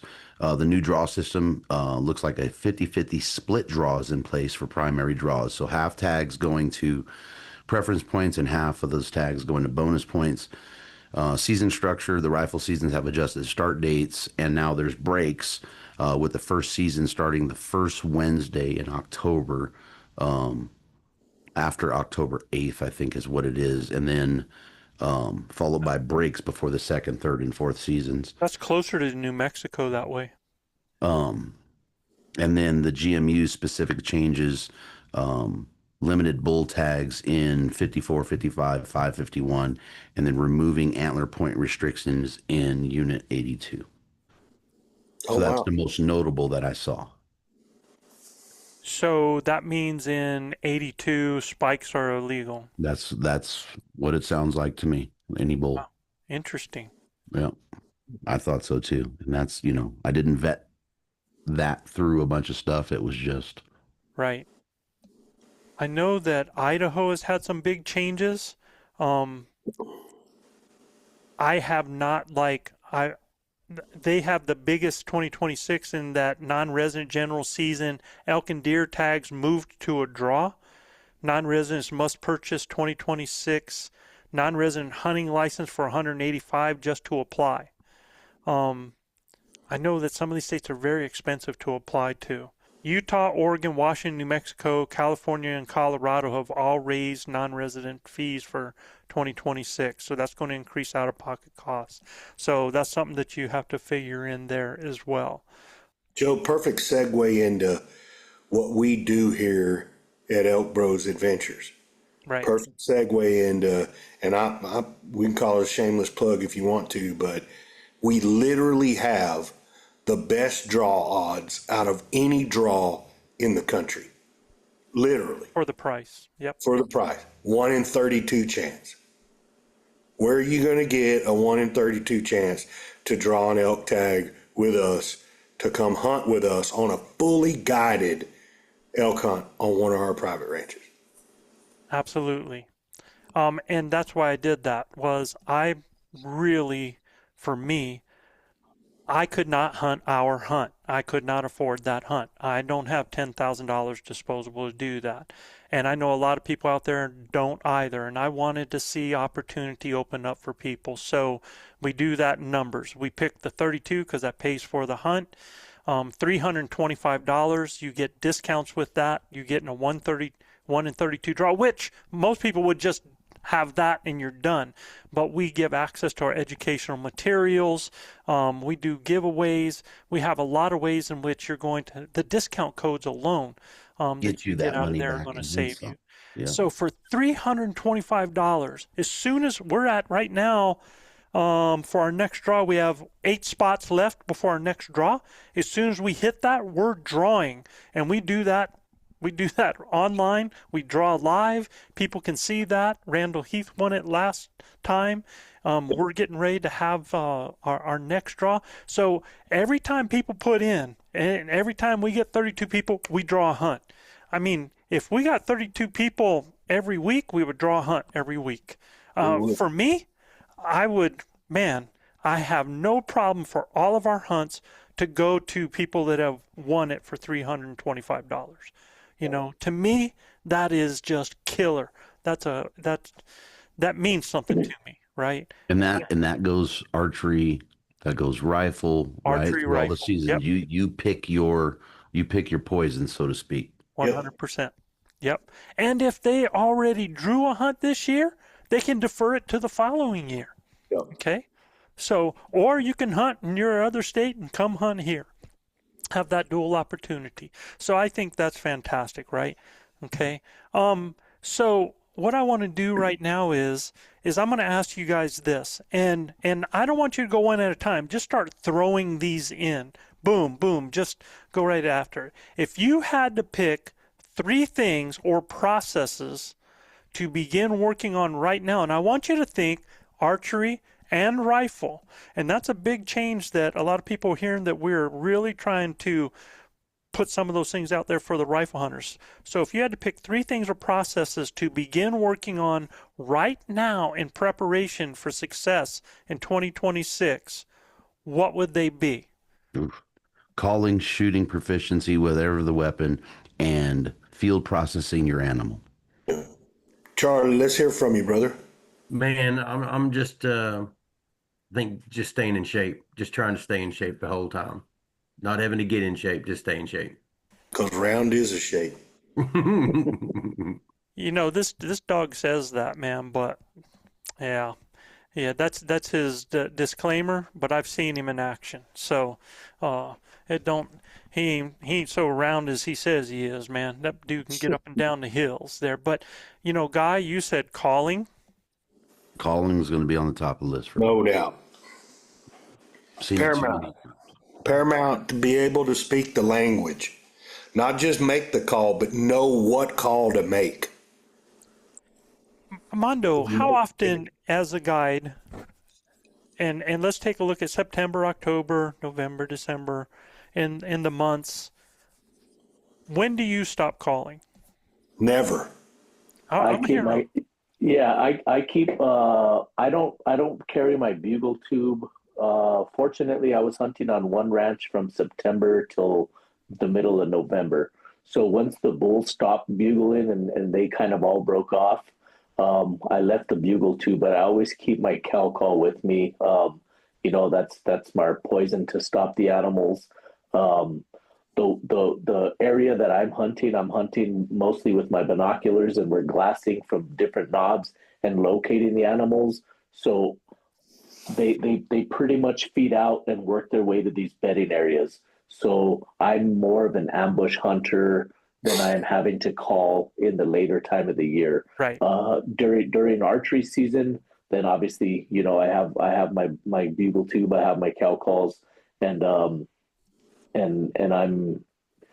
just using them as little as I have to. The animals that in an unpressured area, which is kind of like what you guys are hunting now, they do what they're going to do naturally. So you just say just a little bit to get the desired, result that you're looking for, and then you make a play from there. So I follow the animal's lead. We don't have to call too much, so I'm just kind of fortunate on that. What I would like to bring up though is communication with your hunting partners is extremely important. If I tell you it's the bull on the left and there's 3 different bulls and you can only see 2 of them, so yeah, you guys know what I'm talking about here. We need to be on the same page. So you might think you can't say it's a big bull. You can't, you have to be extremely specific. The bull is standing from right to left.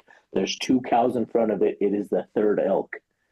It's not the elk to the left, because your shooter, whether he's a foot to your right or a foot to your left, always has a different point of view. Right. And all it takes is one little branch, because when you have a shooter on a rifle, the tunnel vision is to the extreme. They have their scope zoomed in.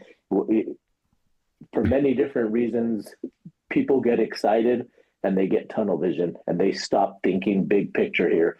The guide has taken a step back just because we're fortunate to be in this situation. We're a little bit less excited about it. So we're kind of processing, the game. We're playing the game, and the hunter wants to make the move. So we're playing chess and they just want to go in to make the one move. So your communication with your hunter or with your hunting partner prior to getting out to the field is really, really important. If I give you a hand signal or if you give me a gesture, I need to know what that means. And you guys talk about this and you preach this and you teach this. So, another plug for ElkBros. But if this stuff sounds interesting to you and it sounds foreign, most importantly, then you need to sign up and get this education. And just one person in your hunting party, it doesn't help if only one person speaks the language. So, make this an investment for you and your 1 or 2 hunting buddies. And, I think that's really important. It sounds, kind of basic when I get hunters that come in and I'm speaking to them in a very basic level. I'm going to do this. I'm going to do that. But they know exactly what to expect, because when they lose their shit and I'm able to just say, hey, we're okay, and I kind of do my own thing. And I say, we talked about this, we're okay. Everything just slows down, because we're on the same page. So I think communication is a really probably overlooked concept. I learned a big lesson in that hunting with Joe this year. And I would give Joe, we laugh about it in camp and stuff, but it was very important as we're moving through. We had a couple of encounters that were like, oh, there's elk there. Right. Well, Joe, he has assisted hearing. And if you go, psst, hey, it doesn't hear it. Doesn't register, doesn't hear. Right. So what are you going to do? Right. So we're walking Joe's lead. I'm behind Joe and I'm just going, I'm making noise. Right. And I get to zzz, and he just literally freezes. I'm like, got it. And he looks back at me like, I got it. Now I know how to stop you. Yes. Right. You don't realize what they're hearing, what they're not hearing. We take it for granted, right? I mean, you have to be aware of that, right? One step further, and I see it. Joe doesn't see it. He takes another step. That animal's gone, right? Yeah. So that's huge that you bring that up. Huge. Yeah, huge. we even coach something. We coach people how to move through the woods, because generally when you have partners that hunt, they're both just moving through the woods, right?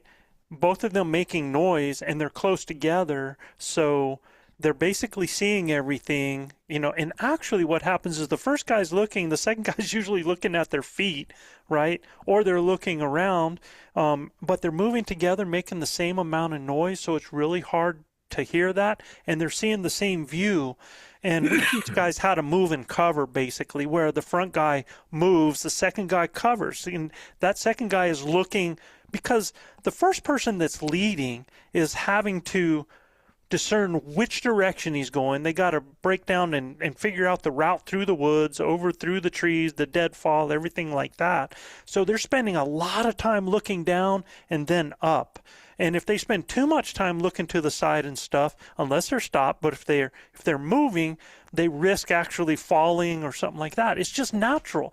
They're going to catch things in front of them because that's going to be the most natural place. Where the person in the back is generally the one that sees the animal before the guy in the front, because as their head's bobbing, they're able to look. And so when that person's moving, we have this person that's cover, lets them go, and then we'll start to move up and keep enough distance so that they're not creating that same noise in the same place. It actually sounds more elk natural as well. Like when you're moving through the woods and one person's moving and then another person's moving, it's more like when elk hear it, it's more elk natural than shunk, shunk, shunk, almost in unison when they're going there. So, and then being able to, like Guy said, being able to signal. We'll even use turkey calls because that's pretty natural in the woods if you want to stop somebody or bring them in. But being able to do that, is that something that you practice now? Well, look, if you're having any opportunity with somebody that you plan to hunt with out there, start working on that system. Start working so that you're more efficient on how you're hunting. And this way, if you're letting one person move while the other person's still and looking to the sides, it's not as much noise, not as much movement as well. And then this guy, you don't have to follow the same way that other route was, because a lot of times the lead person is going here, going there, before they figure out where they want to go, and you can actually go more efficient in there. So no, that's a big one. I don't know if that's really, calling is definitely something that you should be doing right now. And look, I want to tell you something. What's today? December what? December 11th or 12th. 11th? I just got a text from one of our cow hunters that are out right now, and one of our coaches, and tells me where he got it. There were 150 elk altogether, actually heard bulls bugling. Okay, so does that mean that you're bugling to bring? No, that's not what I'm saying with this. But I was just talking to another one of our a friend of mine that said, you guys are actually using calls this time of year. I mean, they've heard all these calls. Aren't they going to just run the other direction after all this time? And I'm like, dude, elk are doing elk things. They are talking. They're social. They communicate. You just have to use the things and understand why you're doing it, when you're doing it, and how you're doing it. There's ways to use communication. We used it in November to bring bulls out of the trees sooner, because they're coming out looking for a herd of elk just to be on the side of them. But they came out of the trees sooner instead of waiting on a moonlit night till dark, right? So it actually gave us an advantage in that way. So that calling and understanding what's going on at different times of year and the different reasons, the different languages, man, I just tell you, you can't not do it enough. And too many people are practicing a month before or on the drive out, right? And if you are not able to create encounters, then you are waiting for encounters. You're waiting for destiny. One person, to cross at the same time with an elk, right? So it's so critical. Okay, I'm sorry, I got on that. What you said? Now you said calling. You said something else, Guy. What'd you say? Shooting proficiency. I mean, that should be it goes without saying, right? But I think acquisition. Yeah, I mean that's part of that, right? I mean, being proficient behind that weapon. Now a newer folks, and I learned this, big time with the wife going from her buck hunt to her bull hunt, right? Is they don't understand how fleeting that moment is and can be, right? I mean, you're lucky to have a 20-second opportunity, right? Now, you're going from a bench at a range at 100, 200 yards, zero in your rifle. Well, and we saw it, right? And no offense to anyone, I don't mean to be offensive, but shooting 200 yards, zero in your rifle off a bench is not Hunting. putting an animal down range and doing the same thing. The target is static. You have all the time in the world. It can't be overstated that you got to be proficient with whatever, if it's muzzy season, if it's rifle season, I don't care if it's, boomerang season, you got to be proficient with that weapon. And efficient. So not only proficient, but efficient, right? Right. Charlie, on our hunt, I think them boys told us they started in late March, early April, and they shot twice a month. Isn't that right? Yep. And they practiced, what was it? I think out to like 600. wasn't it? 650, yeah. Yep. And And they, their shots were two of them were over 400. yeah, one 490 something, one 564. Yep. And then your guy had his at close to 200. Right. Right. So And that's range, right? I mean, depending on the terrain, you may not be able to close the distance Yep. and still have a shot opportunity. these cats were ballers, man. I mean, they could shoot. And it goes back to Joe's gift. All three of them were using suppressed weapons, Yep. and two of them, if one of them would have shot and unsuppressed, it would have messed up the other. I think it seriously could have messed up the other guy's hunt. For sure. Yeah. So the thing that I just got done talking with a hunter today, and he was telling me about his hunt this year and had an opportunity at 120 yards at a bull, ended up gut shooting the bull. And I was like, well, I want to know why, okay? What part of your process, because that's what has to be cured, right? What part of your process, when you went to go put that crosshair on that animal, on that shoulder and squeeze off, what ended up part of your process that you ended up punching him, 2 foot back in the gut? And he said, man, I'm here from Georgia and I, you having to climb those steep hills. My feet hurt on the rocks. I can't breathe because there ain't no air up there. And I'm trying to keep up with somebody and I'm shaking and I'm excited. And yeah, all the above equated that. And he said, and doggone, you're shooting on a steep hill, it was hard for me to set up the tripod and, stuff like that. So these are real issues and real problems, right? And these are the things that you start practicing now. Like once you have that gun sighted at the range, right? Are you practicing offhand at 100 yards? Can you drop to one knee and get an elbow on the knee and be solid and shoot? What is your best sitting position? Because invariably we have guys that bring bipods or they bring a tripod, and it happens where you said, Guy, in real life you don't get all the time in the world to set something up. And then what happens is, Guy, somebody will put the gun up on the tripod, and now they're trying to acquire the target, and they're going all over the place trying to find the target. And you're like, okay, we need to get on it, right? Instead of having been dialed down to 6 or 4, having that scope underneath the eye, looking at the animal where it's at, looking at what's around it that's identifiable, and then bringing that scope up instead of looking on the side, coming like this in there and trying to line up. So they try to get on it. They try to acquire when they get there, and they got to be efficient in that process because you don't have all day. Now, you have a critter out there in a park, or if you're in a situation where Mondo, like he's talking about, that they're waiting on an animal come through, yeah, that's gold, man. You got time to set up, the tripod, the tracer, the bogs, whatever. You get to lock them in, you get to talk them through it. But a lot of times in our country, we're moving through, we come out, and all of a sudden you got a booger on the side of a hill, right? And they're getting ready to disappear into the pines or the scrub oak, right? So you have to practice that efficiency. Are you practicing getting so that you have to put your tripod at an angle instead of on flat ground? Are you working so that you have to stand with 1 foot up on a block, that's, so that you don't have a flat ground? Are you throwing your pack up on something and then shooting off your pack so that you know what that feels like, right? And this doesn't all have to be with live ammo. Man, you can dry fire, rock and roll, dry fire, rock and roll, dry fire, roll that bolt, man, and work on that acquisition. So that's what I mean on efficiency, because a lot of people go sight their gun and they say, I'm ready to hunt. And they're truly not.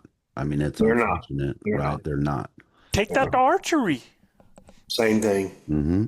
I will say that archers will spend more time shooting the bow than a rifle hunter will shooting his rifle, right? And what Gil said is the guys that him and Charlie had, they went, what did you say? 6 months, twice a month or something like that? Yeah. And they're out to 600 yards. It doesn't take that much time. Yeah. Right. Yeah. You may have to drive a little further. Right. But you got to commit to the proficiency and efficiency of that weapon if that's what you're hunting with. Yeah, they said they thought they'd run about 300, 400 rounds through their rifles before they came out west. But so going back to what I said, there's another limiting factor, and this is why we see archers shooting more than rifle guys. Sure. Right?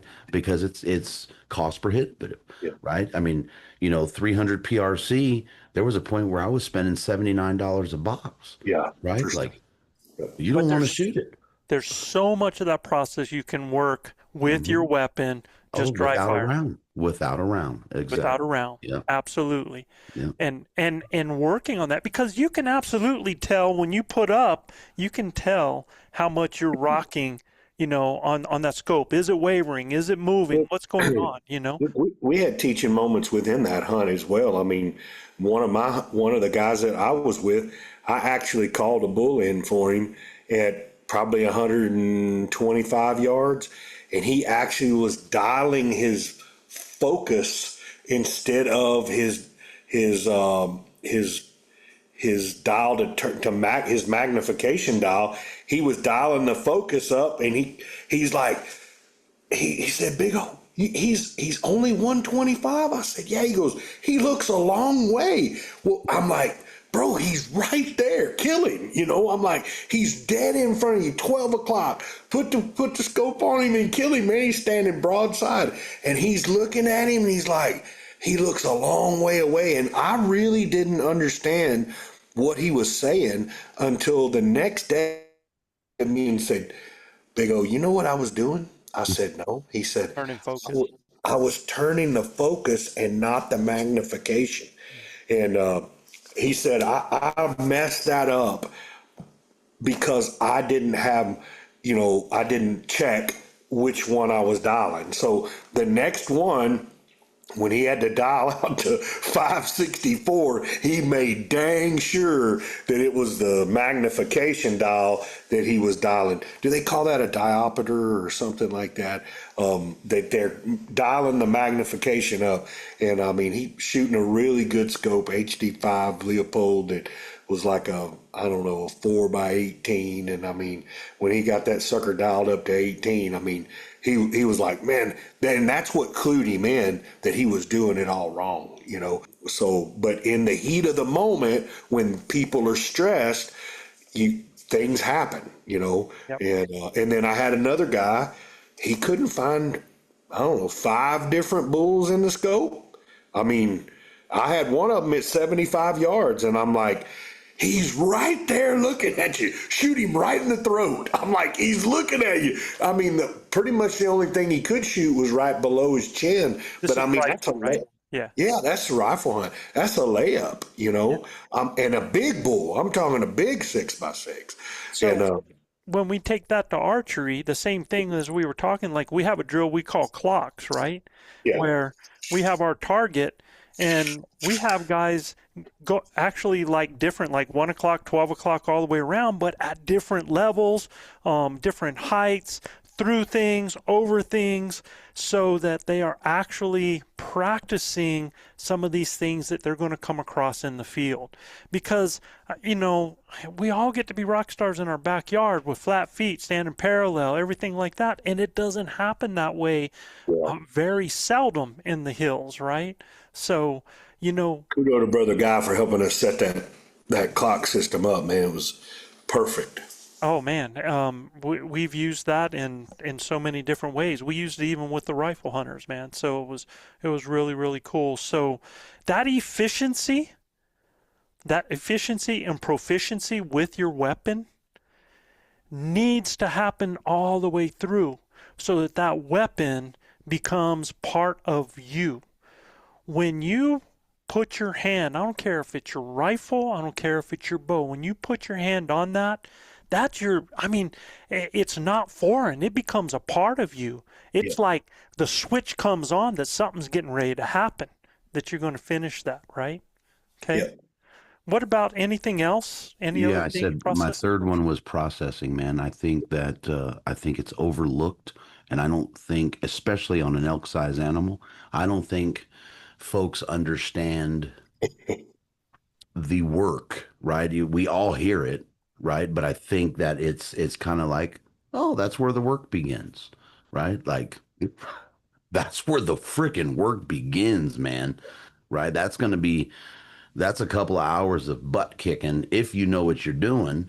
If you don't know what you're doing, we owe it to that animal to not waste, right? Like absolutely owe it to that animal not to waste.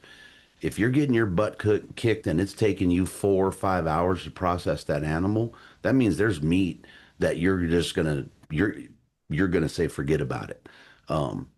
I've seen bags left in the field, right? Like, we owe it to the animal. That's what we're out there for at the end of the day. And we owe it to that animal to take every bit, rib meat, I don't care what it is, every bit of meat out on that pack or in that side by side or on that quad and get it in that cooler. So there's two gifts out of that right there. One is the Cut Right app. That's CUTRITE. The Cut Right app is worth its weight in gold. And it's free right now, I think, for Christmas. Is it really? Yeah, I think Mike's running it for free for Christmas. Man, it will teach you everything about breaking down an animal, doing butchering. It has recipes. It is priceless for that. That's the Cut Right app, CUTRITE. And another thing is freighter packs. And I know a lot of people use packs that they can go ahead and put that in their pack. They have a pack shelf, or they're able to put that inside. I know, Guy, you run one like that. I think Charlie runs one as well. I've got one, but man, when it comes to group and getting one out, we use freighter packs that I think they're like $99, right? And you put those things on there, you throw a quarter on it, it has flaps, it just straps on, it's tight, throw it on the pack, and you're off, man. Hey, Gil, who was the fastest loading your quarters of your bull and up that hill? It had to be Guy Duplantier, man. I was just going to say that, Joe. Luis and I are and look, I was wore out. Just the adrenaline dump, the whole 9 yards. But Luis and I had that, and Mike had that bull quartered by the time y'all got to us. We had just finished, and y'all probably took 45 minutes to an hour to get to us. We had that bull fully quartered, ready to go, in bags, and ready to throw on packs. And I'm telling you, I hunt with the baddest men on the planet, brother. I had 6 or 8 guys that came down there and hit that bull, and we were out of there in less than 20 minutes, man. I mean, these guys loaded stuff on the packs and the freighter packs, and up that ridge we went, and we were out of there. But again, Luis and I have done many bulls together, many animals together. So while it took us about an hour together, I'm telling you right now, if you've never done it, it's easy 2 hours. And if you're by yourself, maybe even longer, because you got nobody to hold him and roll him around. And I mean, and we were in a real bad situation where we were on the side of a big steep ridge where, man, it was hard for just Luis and I to get him turned around and get him flopped over we used the gutless method down there, because there was no way we were going to haul him out of there. But it's super important, like Guy said, to understand how to get your animal broke down. And I don't know that anybody does it any better than that cut ride method. That I met a guy, he was on a cow, he was by himself, and I ain't kidding you, it was 4 hours and 15 minutes when I got there. And this poor SOB was broke down. Yeah. Back hurting, just struggling through the process, right? Meat on the ground, just getting beat, man. That's a long flipping time. I mean, you're talking fourth season, right? Yeah. You're safe with the temps, but nonetheless, this dude was beat. I mean, beat, man. Yeah. Well, even that and the cold, frigid temps even worse on you. You know, it's zapping every bit of dadgum energy you got, you know. Well, and then that adrenaline dump, right? He's solo hunting. He hits that, and man, he's skyrocketing. And then when the dump starts happening, oh, buddy. The adrenaline dump was so real, man. I was really spent, but I got a little second wind, and you know, just the sheer emotion, everybody coming to help take care of you. It was a special day, and but at the end of the day, you got to really understand how to manage your energy and your strength, man, because it can really zap you quick. Well, that leads right into what Charlie was talking about, right? Is conditioning, right? Yeah, and sure. in fact, the fellow that I was talking to that was talking about, you know, my feet hurt, you know, everything was uphill. I couldn't get my breath. I was trying to chase the guide. The guide's trying to get me up there. And, you know, a lot of that, like I told him, man, is, you know, and I'm very real with people. I was like, do you work out any, or are you a couch potato? If you're a couch potato, you got to get off the couch because you're going to die on a Western hunt. He said, I just was not ready for that kind of effort. I wasn't ready for what I went through. He said, man, it was like going through doggone boot camp in 5 days, you know? And that's like I told him, I was like, dude, I said, you need to commit right now. If you're a couch potato, you need to commit to getting up, walking 1 or 2 miles. I don't care how fast or what, just walk it, you know, and then start getting so that now you can walk it a little faster, then increase your distance. Try to get in 4 miles, you know, and when you do that so that, you know, you start getting yourself in shape and then start working some hills, going up and down. Steps, y'all. Steps are huge.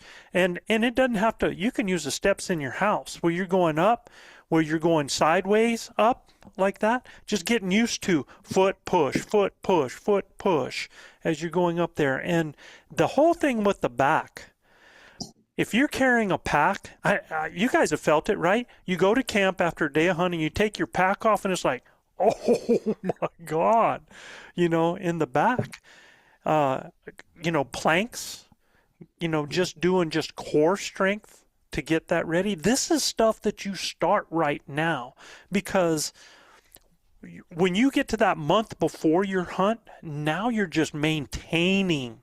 If you wait till a month before your hunt to try to get in shape, you're just going to hurt yourself. You know, I do a little thing every time I go on a ruck. It's big old rucks, and you notice I got my pack on every time I'm out doing it.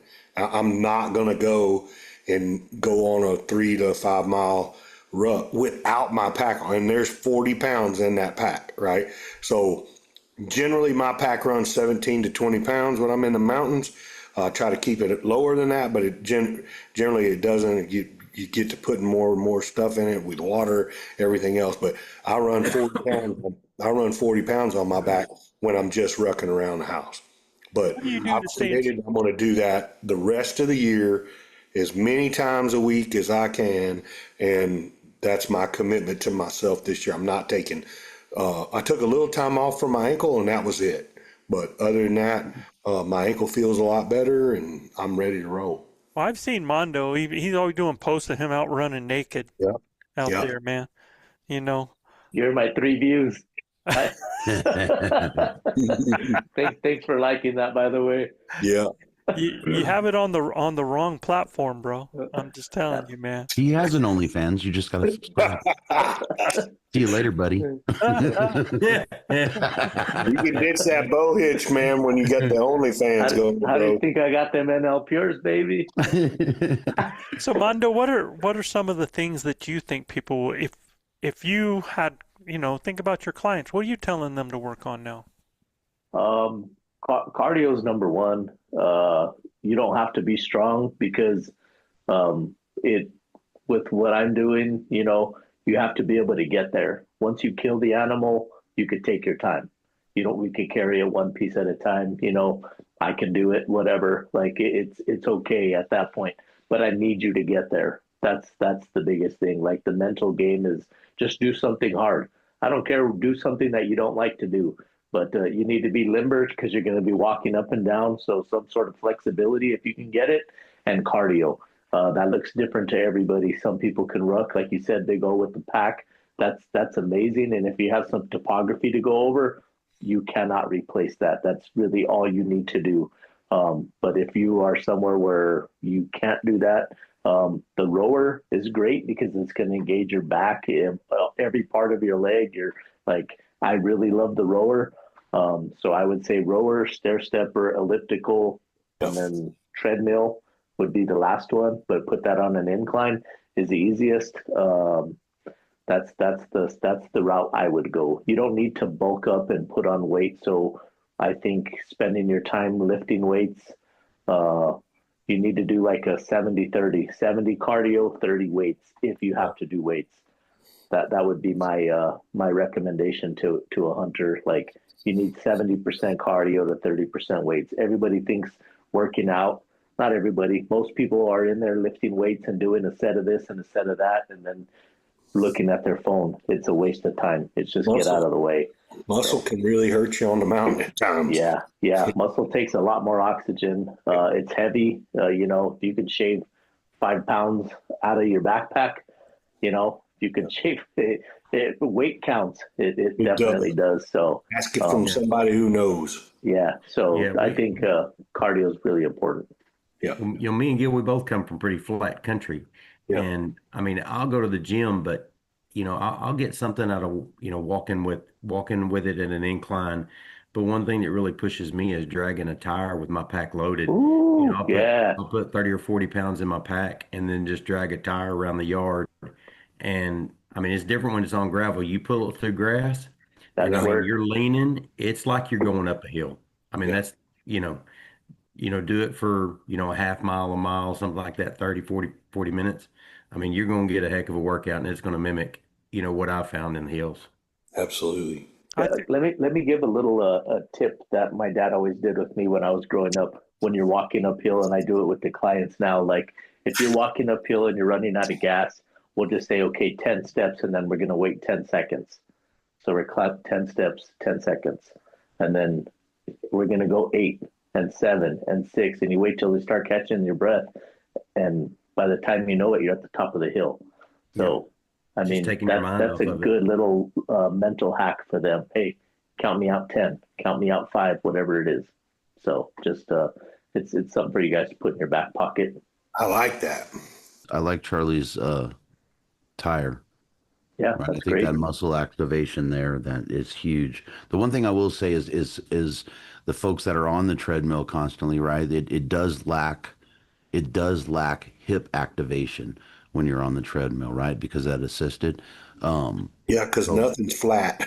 Well, even if the assisted, treadmill is on the incline, right? It's assisted, so you don't have that hip activation. So you do lack a little bit there.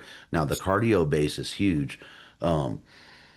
And then if you do have to lift weights, that 70-30 rule, right? Look at, your anaerobic work versus your aerobic work, and you can go lightweight, high reps and still build that cardio if that's something that's important to you, right? So understanding what you're doing and why you're doing it, and muscle is expensive on the mountain. It is expensive. Yeah. But what's more expensive is being freaking out of shape. For sure. Yeah. And don't forget about the flexibility, right? I think hips, especially, shoulder flexibility and working that shoulder strength, all that pays dividends for you. So flexibility or mobility? Flexibility and mobility, man, because one helps the other, right? you work that flexibility, then go into working your mobility out of it, adding your active movements that you're going to use while you're out there, and just mimic them as much as possible. Put yourself under stress. Find a little hill. It doesn't have to be anything big, man. People say they live in flatland. Well, you got places with stairs. You got little hills that for overpasses and different things like that. You can, where there's a will, there's a way. You can find a way to interact with that. All right. So, I don't know. I think we lost Armando there. He must his phone must have died. But I think that's a good point for us to drop off here anyway. I think we've done a great job. We hope you guys have some ideas for some Christmas things out there. A few things on the wish list, and hopefully now we start thinking about 2026. All right. Joe, can I drop them a discount code? Yes, sir. Absolutely. So I've talked about, I don't have one for Tricer, but I do have one for Allen. And just, it's Western Contours. I believe it's all caps Western Contours. And I think it's a 15 or 20% off code. But yeah, the Allen stuff's worth its weight in gold if you like the digiscoping. I didn't want to not let that go. Everybody can save a few bucks. And one thing that I want to do too is the first person that pops me an email, joe@elkbros.com, and says Armando is ugly, you're going to get. I just sent it. I just sent it. I'm going to give you a set of the Express, the reed quivers. So the reed quiver goes on your hat just like this. This is one of those stocking gifts right there that I think are great. They're made by Bendable Products. You can say go in the hat. You just slide in your diaphragm call right there. It's priceless. If you don't want to keep things in your mouth all the time, I keep them right there. I can pull it off. I can throw it right in. I know where it's at. You're going to get a set of 2 of them. Just email me. If you're emailing Joe that Armando is ugly, I'll throw in a Western Fly Covers quartered fly. Wow. So first person, I'm just giving you stocking stuffer. He's giving you a friggin', that's a deal, man. So he's going to give you a Western Fly cover. You're going to get the reed quiver. You'll get a set of 2 of that.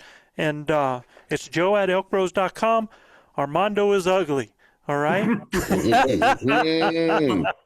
Might be onto something here. Because then we'll have to give everything away.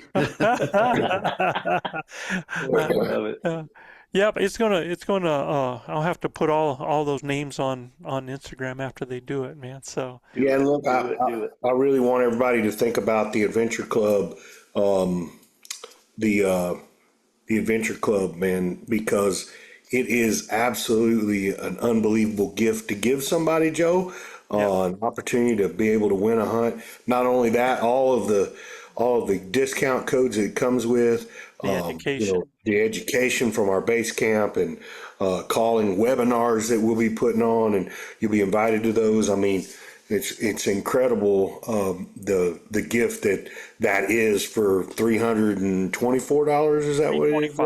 It's a discount code. The value of the discounts is something like, I think we figured it out at one point. Wasn't it like $900 or something? Yeah, if you were to, depending on what you got out of there, well, just think a webinar, our course, right there, just through our course and going to a seminar, it's paid for, right? So.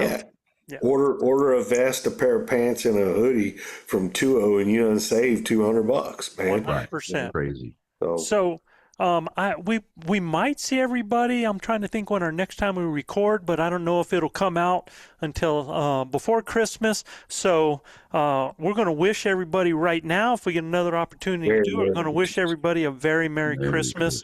We hope that the new year keeps you, your family healthy. Prayers to the people in the world that need those prayers, and there's always plenty of people, man, that need that. And if any of you are starting to think that, we've got it pretty bad in our life, I can tell you this, there's a lot of stories out there and somebody always has it worse. So let's pray for those people and be kind to the people around you, be good to your neighbor, and go say hello to your neighbor, man. And just let them know that hello in there, good to see you, and share some special moments with them. It don't take long. Mondo, thank you. Hey, Joe, go ahead. Big O, if you don't mind, just along those lines, Joe, I'd like to, if you don't mind, speaking of being kind to other people, just remind everybody that our random acts of kindness is coming up. Yep. We shouldn't need a reason to be cool to somebody and to do something kind for somebody. 100%. But something that we really believe in and that we love with the Bow Hitch is our random acts of kindness that we do every January. So for the entire month of January, we encourage you to follow along on our Instagram page. And what we do is we collect some amazing gifts from some amazing companies and we give them away in February. And the way you win these gifts is by doing something kind for somebody. It could be anything. It could be big. It could be small. But I'll have a paste up at the Bow Hitch on our Instagram page that kind of gives the rules and tells you, hey, it's open season, January 1, do something kind for somebody, tell us what it is in the comments, and you get entered in to win one of these. We're probably going to have upwards of 40 prizes this year. So it's an amazing thing. And, if you need prayers, shoot me a DM. We're all prayer warriors that need it at one point or another. And so that's how we help each other out. So I 100%. appreciate you bringing that up, Joe, because, 20 years in the fire service, there's miracles that happen every day. And I have no doubt about that. So prayers count. It's an incredible thing you do. Close us out, Big O. Yeah, Joe, before I close this out, I lost a real close friend of mine, mentor in the oil field business that I worked with. I'm going to give a shout out to him and his family. He was one of the most fun guys you'll ever want to be around. He did not get to come elk hunting with me in New Mexico, but I hunted many days in the whitetail woods with Mr. Wayne Mills. My prayers go out to Seth, his daughter, and his wife, Michelle. I mean, just want to give a big shout out and all love and prayers headed towards the Mills family. Wayne passed away with stomach cancer a few days ago, and I spent a lot of time with Wayne in my early career in the oil field on a drilling rig, and he was always a guy that was lighthearted. But listen, when we talk about all gas and no brakes, Brother Wayne was he was the epitome of that. So I'll be thinking about you this weekend while I'm hunting, Wayne, and the Mills family. Just wanted to give a shout out to them and let them know that everybody's praying for them. All right, buddy. Thank you, man. Guys, if you like what we're doing, please subscribe, rate, and review us. You got to go to Apple Podcasts or iTunes to review it. And you can check out more elk hunting content at ElkBros.com. And just a reminder, if any of our listeners would like their questions answered on the show, just send your questions to joe@ElkBros.com. And like we say down here in the Lone Star State, husbands, kiss your wives, wives, kiss your husbands, hug your babies, keep your broad head sharp and your powder dry. And we'll see you next week right here on Blue Collar Elk Hunting. God bless. Peace, peace. God bless everybody. Thank you, guys. God bless. Happy Merry Christmas and Happy New Year. Christmas, boys. Absolutely. Where others fear is home to me. No boundaries for my soul. The pounding, the primal blood, driving hunger like no other, running through my veins. No man versus nature, only me versus me. A centuries old challenge, raging deep inside my soul. No anger, malice or evil, only a hunter and his prey. This is my life, country born and raised. When that whistle blows, I'm on the trail, pounding in my head. There's a will, there's a way, there's a way, there's a way. This is my life, I know it's my day, my life. Don't think you know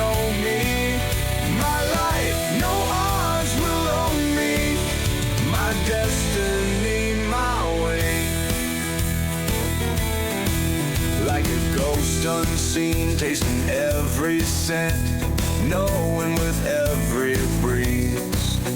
The trail before me, the fire burning inside me. This is what we live for, honor, passion, and pain.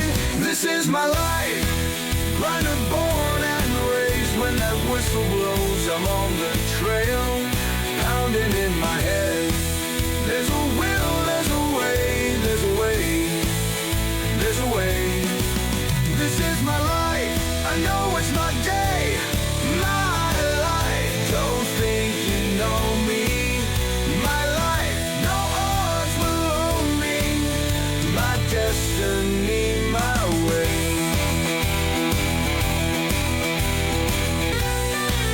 This is my life, runner born and raised. When that whistle blows, I'm on the trail, pounding in my head.